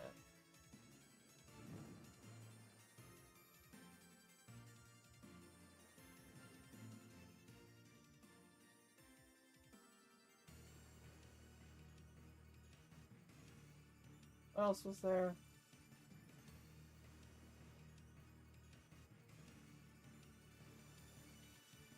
I guess I can't afford to do that.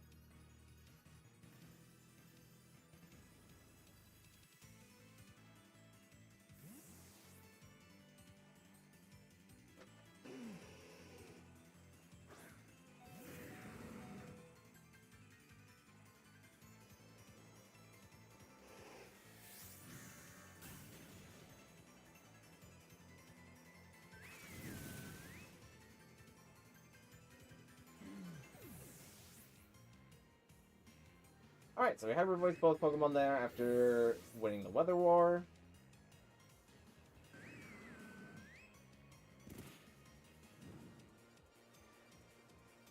Both of these Pokemon are basically gone now, though. Oh, looks like we had an unfortunate disconnect.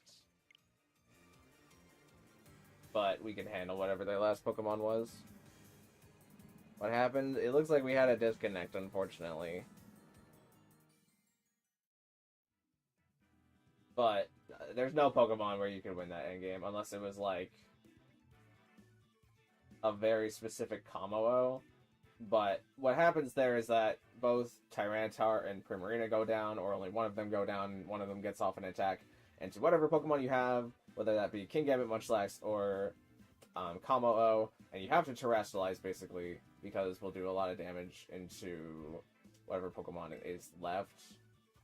And then I get Indeedee Hatterene for free, and then based on whatever move you have, I can Terra Fairy Indeedee in order to stop taking damage with the redirection, while Indeedee's on basically full health, or I can Trick Room with Hatterene, but I believe that would have been a closed out game for me. I had a chance. You did have a chance, I can't disprove that, but because the game closed down,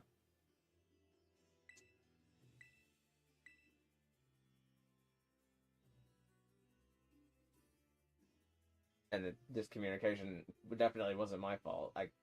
We had to kind of assume what happened there, like. But you're more than welcome to keep going, Zaxi, if you would like. The first round of battles is just practice matches anyways. Nobody ever wins on their first run through.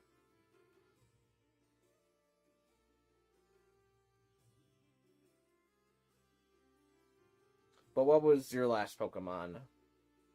As then we can figure out what would happen.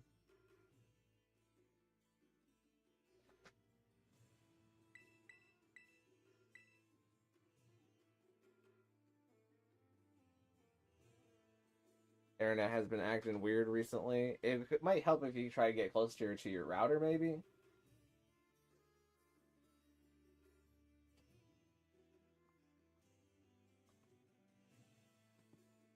Also, hello, I'm your best Wend over on Twitch.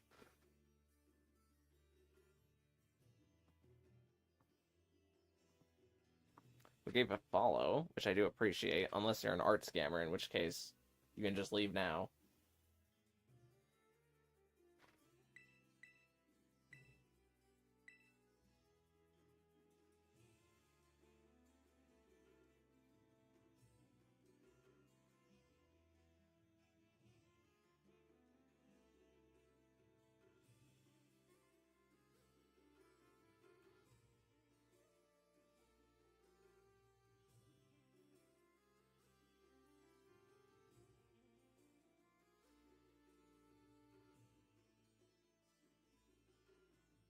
If you want to keep your information to yourself on what your last Pokemon was, that's fine. It's just, I really don't think that there is a combination of, or a moveset on a Pokemon that would win the game there.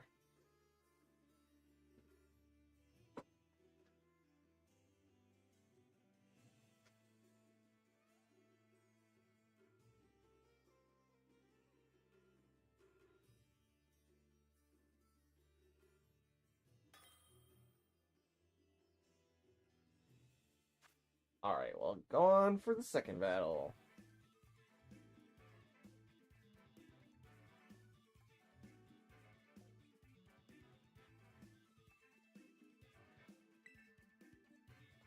And I'm gonna hide screen.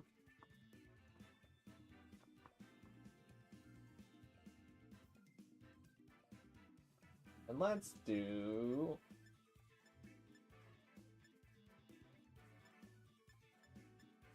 Oh, let's go with this team.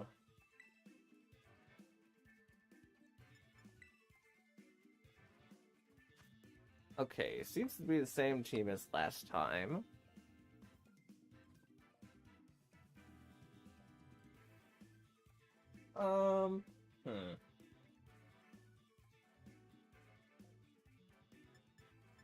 I feel kind of comfortable doing this, and then this, and then having this and this in the back, I think is good.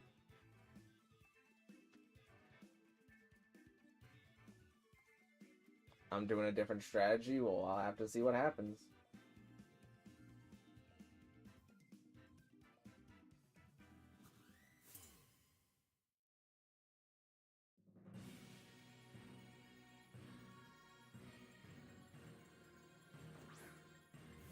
Alright, we've got Munchlax.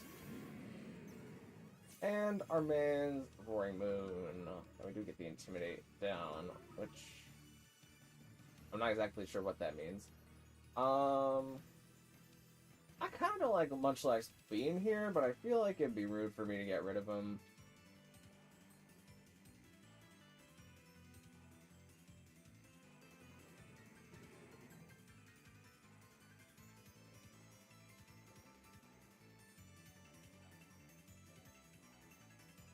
Munchlax is gonna protect.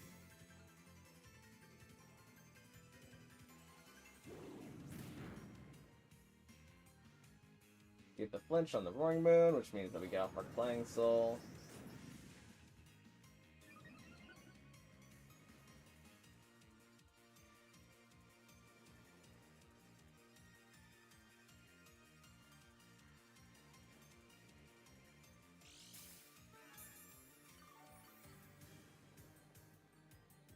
Do have the attack drop on the Roaring Moon.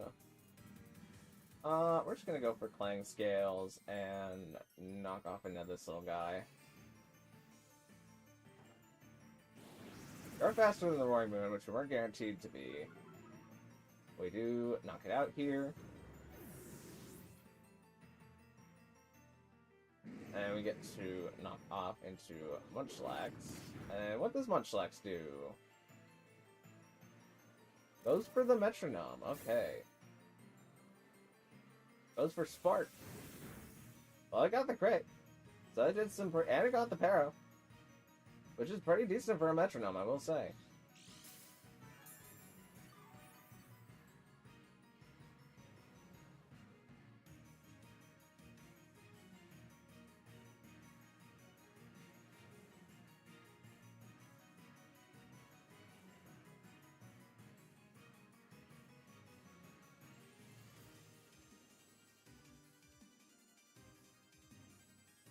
In comes the Ninetales.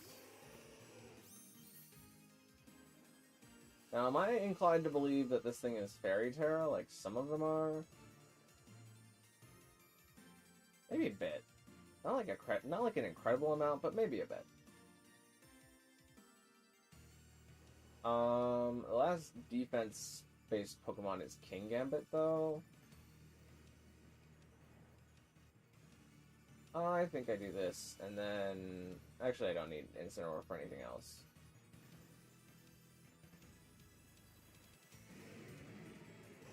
So I might as well do this. Alright, Munchlax Helping Hands into Ninetales. We go for the Clang Scales. It would be kind of crazy here if Ninetales had Psyshock. It goes for these Scorching Sands.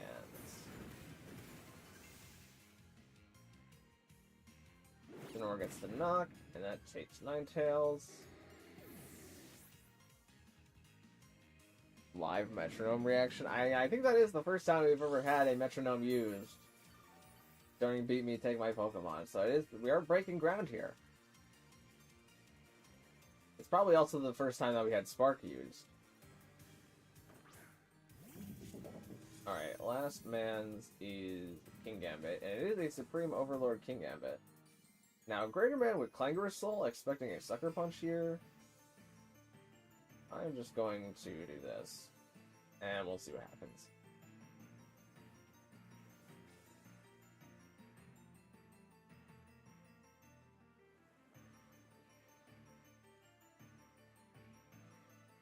Oh, I guess I am -2 in defense right now. Yeah, Sucker might hurt. It could hurt.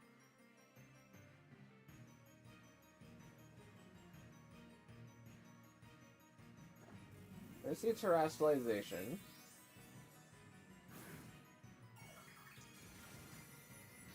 Into the Mono Dark. Unfortunately, we're going to lose each other. But the turn will at least play out. Or at least should play out. Nope.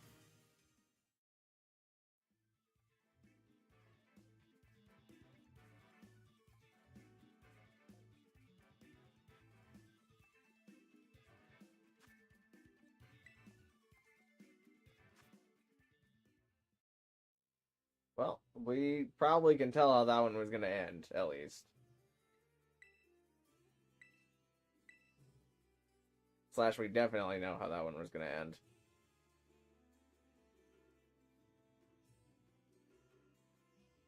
I was in an area with better internet. Well, it did seem to hold out for about the same amount of time. Well, that was like... What was the first battle? The first... No, I guess that was actually less. Because the first battle was 4 turns, and that was like the 3rd turn. No, I guess that was 4. That was the 4th turn. Was it the... No, it was... Pick out much like Metronome, then delete Ninetales, then yeah, that was the 4th turn, and then last game was swap in Tyranitar,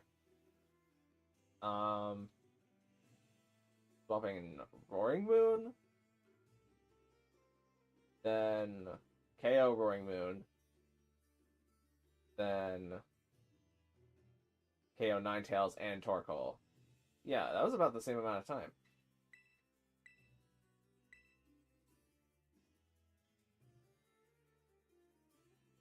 No possible comeback from my experience. Yeah, especially with Fluttermane and Indeedee in the back. Indeedee can just Terra Fairy, and then bias the 2 redirection turns that Fluttermane would definitely be able to use to Dazzling Gleam down the King Gambit. Especially if once Incineroar burns the King Gambit, then Incineroar can knock it off if it's like Assault Vest. But GG's, Zaxi. I hope to see you again in the future, and maybe we'll get you on a better internet connection day. That was pretty good.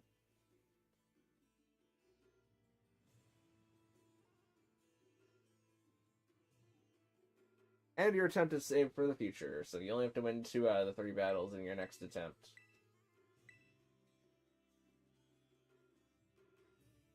Alright, I'm gonna give it like 5 more minutes, and then I think that might just be where we end for today.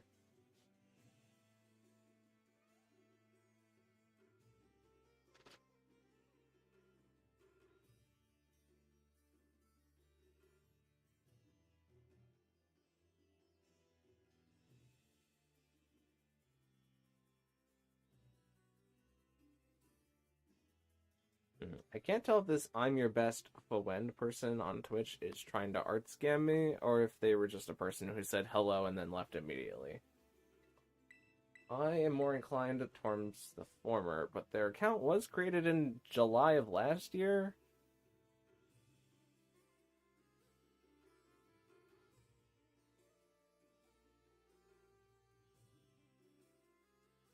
But you think it would have been banned by now if it was an art scammer.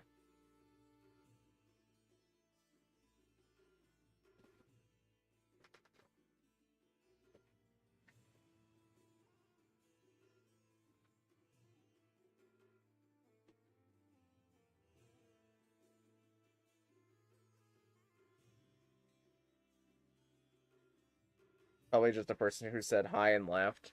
Yeah, that's the... What's it called? Not the optimist take. That's the non-pessimist take. Is pessimism the opposite of optimism?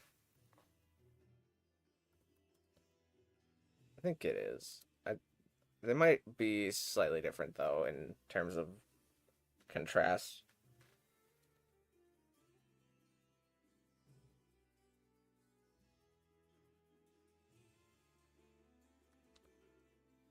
Is pessimism the opposite? What is the opposite of pessimism?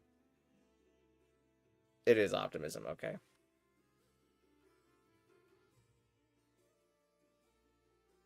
Otherwise, they would have said something already. I mean, yeah. It is also possible that I just missed them and, see one of 1,000 live streamers.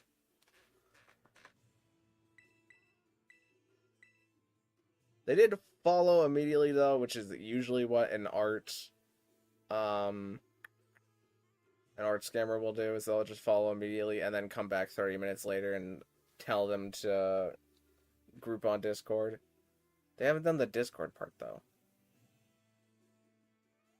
That's like the most important part.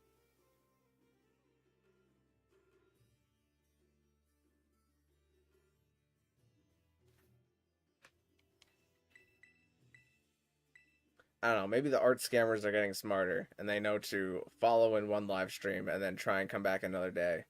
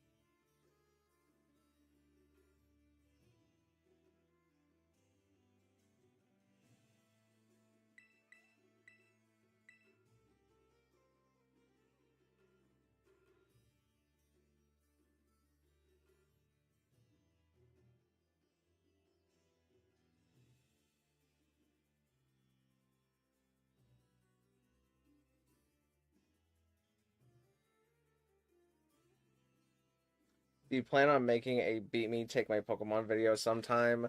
That was the original plan, but at this point it has gone on for so long that it has become so unwieldy that I need to attack it from a different angle. And that angle is not something I've figured out yet. Because originally the video idea was going to be like, I spent 50 hours defending my Pokemon, or something along those lines. And then it would be like the most hype moments from those 50 hours in terms of battling or the best battles or something like that. But this has gone on for so long that it's really difficult to try and structure a narrative around. The only thing that I can think of off the top of my head to structure a narrative around was obviously you beating the first time with it with Raging Bull and then taking Arcaladon. Like, that's actual poetry. That's a great moment. But I need like 4 or 5 of those type events, and I don't think I have those. I would really have to dig around. So the way I'm thinking about restructuring, gotta be more than 50 now? Oh yeah, it's definitely more than 50. More than 50 hours. It was more than 50 hours whenever we did the all-day live stream, and that was a while ago. But, um, now I think the way that I'm going to attack it is I spent blah blah blah hours battling people. Here's how to improve at battling. Or here's how to incrementally improve at Pokemon battles. Something along those lines. Because I have written out 11 steps to get better at competitive Pokemon battles.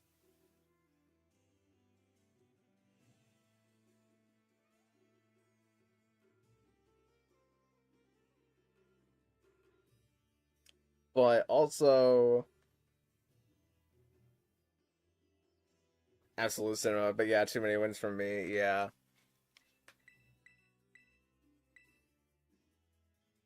I guess I could count the percentage that we're at right now. Let's see. 1, 2, 3, 4, 5, 6, 7, 8, 9. 9 wins are not cherry wins, and you have 11 wins. So that works out to exactly... What is 11 out of 20? That's 55%. 55% of the wins are cherry wins.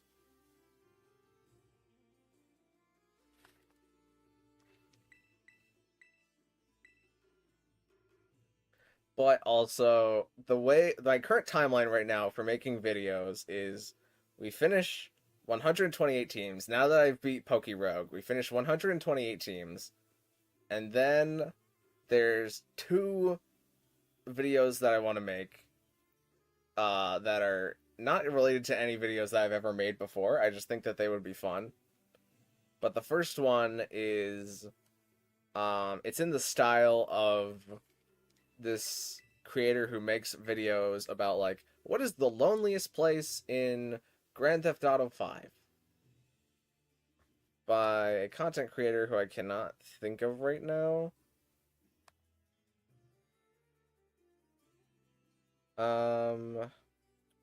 I definitely recognize the name.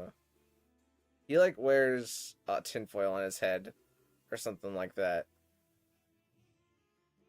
What is it? Annie Austin, that's who it is. I want to try and make an Annie Austin video for what is the loneliest place in the Paldea region. I think that would be a fun video to work on.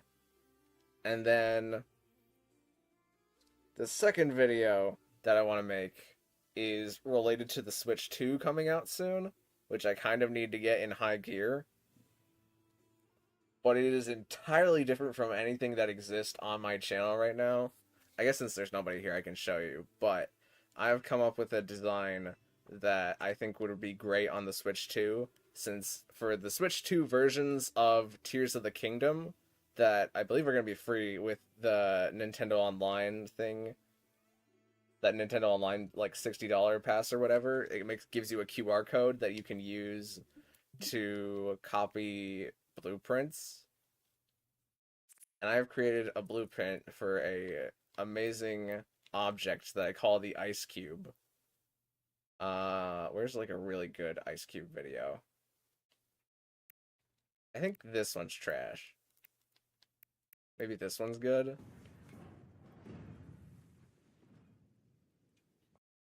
Nah, this is like the end. Okay. So what you do... Oh, pause. Wait, no. That's pause. Let's go back a little bit. So what you do is you make a cube, and then you put iced meats on the corners, and it makes a box that doesn't have any friction. So then you get in the box, and you wear your armor. And it's kind of like whenever people use the barrels to, like, fall out of Niagara Falls. But it's called ice cubing, and it's just so fun.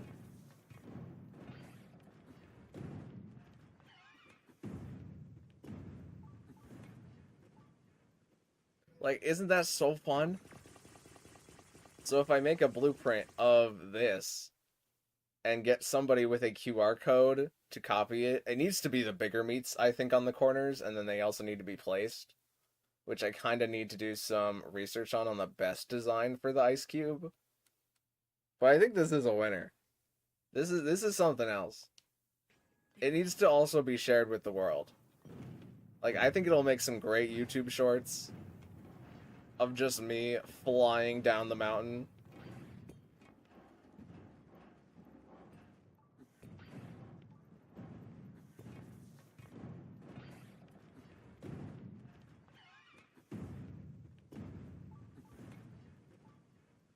And then you land it, it's like nothing ever happened. Look, I got all these clips.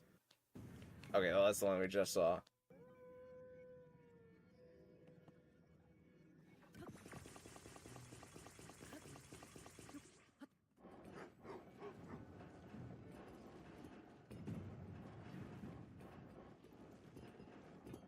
So I used to do this in snow biomes with actual ice as the walls, but then I realized that if you freeze the meats and put it on the corners, it has the same effect. And then you can do it anywhere, because the ice will start to melt if it's not in an ice biome in Tears of the Kingdom. But the ice meat itself never melts. It just breaks sometimes.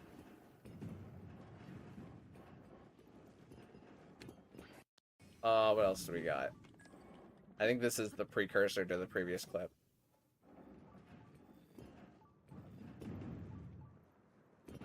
What is Tears of the Kingdom even about? Oh, it's so fun.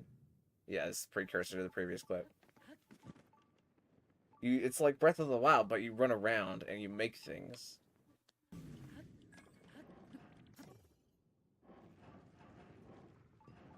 You can see this is a handmade one because I have some of the original meats. But I've never seen a design like this ever on the internet, so I don't know if it actually exists or not yet.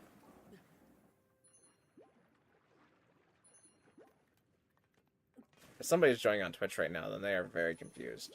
Because this is very obviously not Pokemon. But this is the video that I want to work on after, or maybe even before the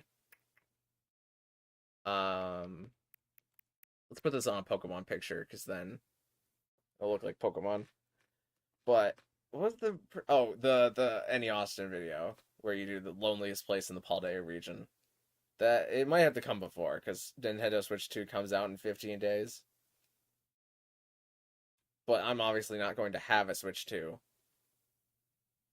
So I'm not quite sure how to source the QR code for the ice cube.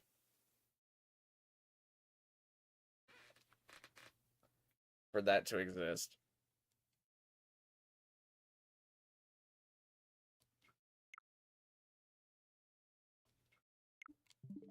And then, after those two smaller videos come out, I have to begin work on my first regional ever video, which will take probably about the same length as the Sword and Shield video. And then after that, I am open to doing whatever. But I'm not sure what that'll be yet. But that's the plan. Oh, and then of course the actual video for the finale of 128 teams where we battle all the teams against each other is also something that has to happen, which does not have a lot of work on it right now. I only have 2 matchups of the first round done. And it takes me probably about an hour to do, maybe more like 45 minutes to not. But I have to do it for 127 times, right? Because it's 64, and then 32, and then 16, and then 8, and then 4, and then 2, and then 1.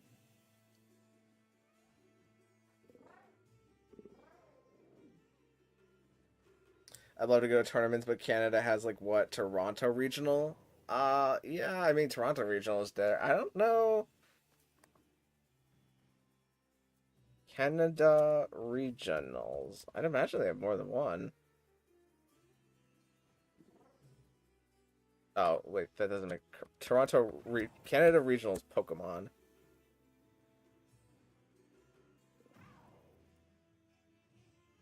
Canada has hosted several Pokemon Regional Championships. Well, thank you, AI Overview.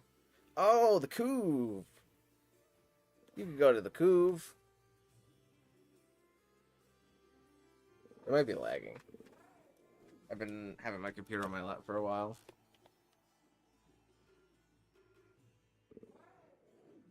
So not looking forward to Switch 2. I'm not going to get a Switch 2 immediately. But I will need one whenever Generation 10 comes out, because it is like 99% confirmed that that the next Pokemon game is going to only be on Switch 2.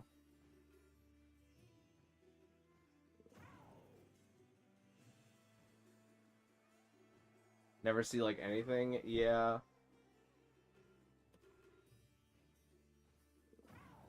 I mean, I myself never look at where regionals are happening, but once I start traveling to them again, then I'll obviously need to keep up with that. Normally, Pokemon Company announces it a bit after Worlds. And then sometime in December is when all the next string of regionals get announced.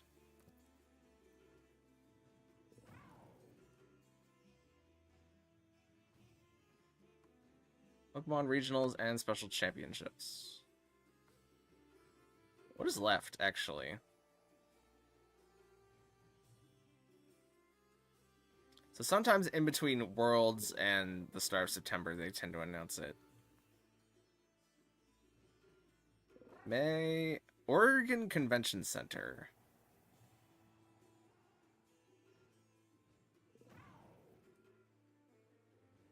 Okay, where else is in Canada? The... Oh, they have one in Toronto. Oh, wait, yeah. We already knew that one. Yeah, Toronto and the Couve seem to be the only two places in Canada.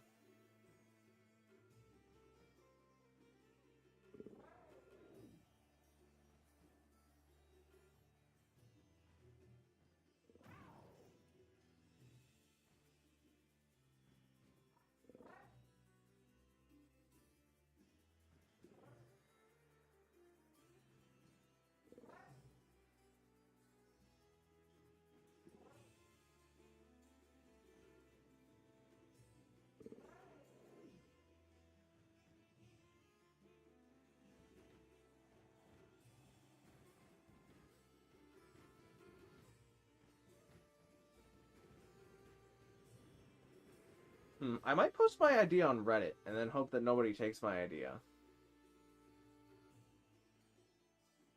Reddit might not be a bad place to source a QR code for that Tears of the Kingdom thing.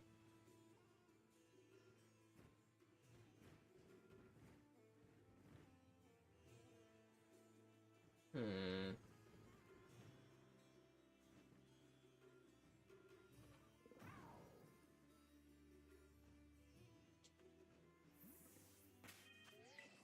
Well, that's probably a good stopping point for today. Alright, so thank you guys so much for watching. If you liked it, maybe consider leaving a like on the video and even consider subscribing because both of those things help me out an absolute ton, and I will see you in the next one. Thank you very much. Oh, I also forgot, we obviously have Danganronpa. Danganronpa, each chapter of those is going to be made into videos, so that's another thing on my plate.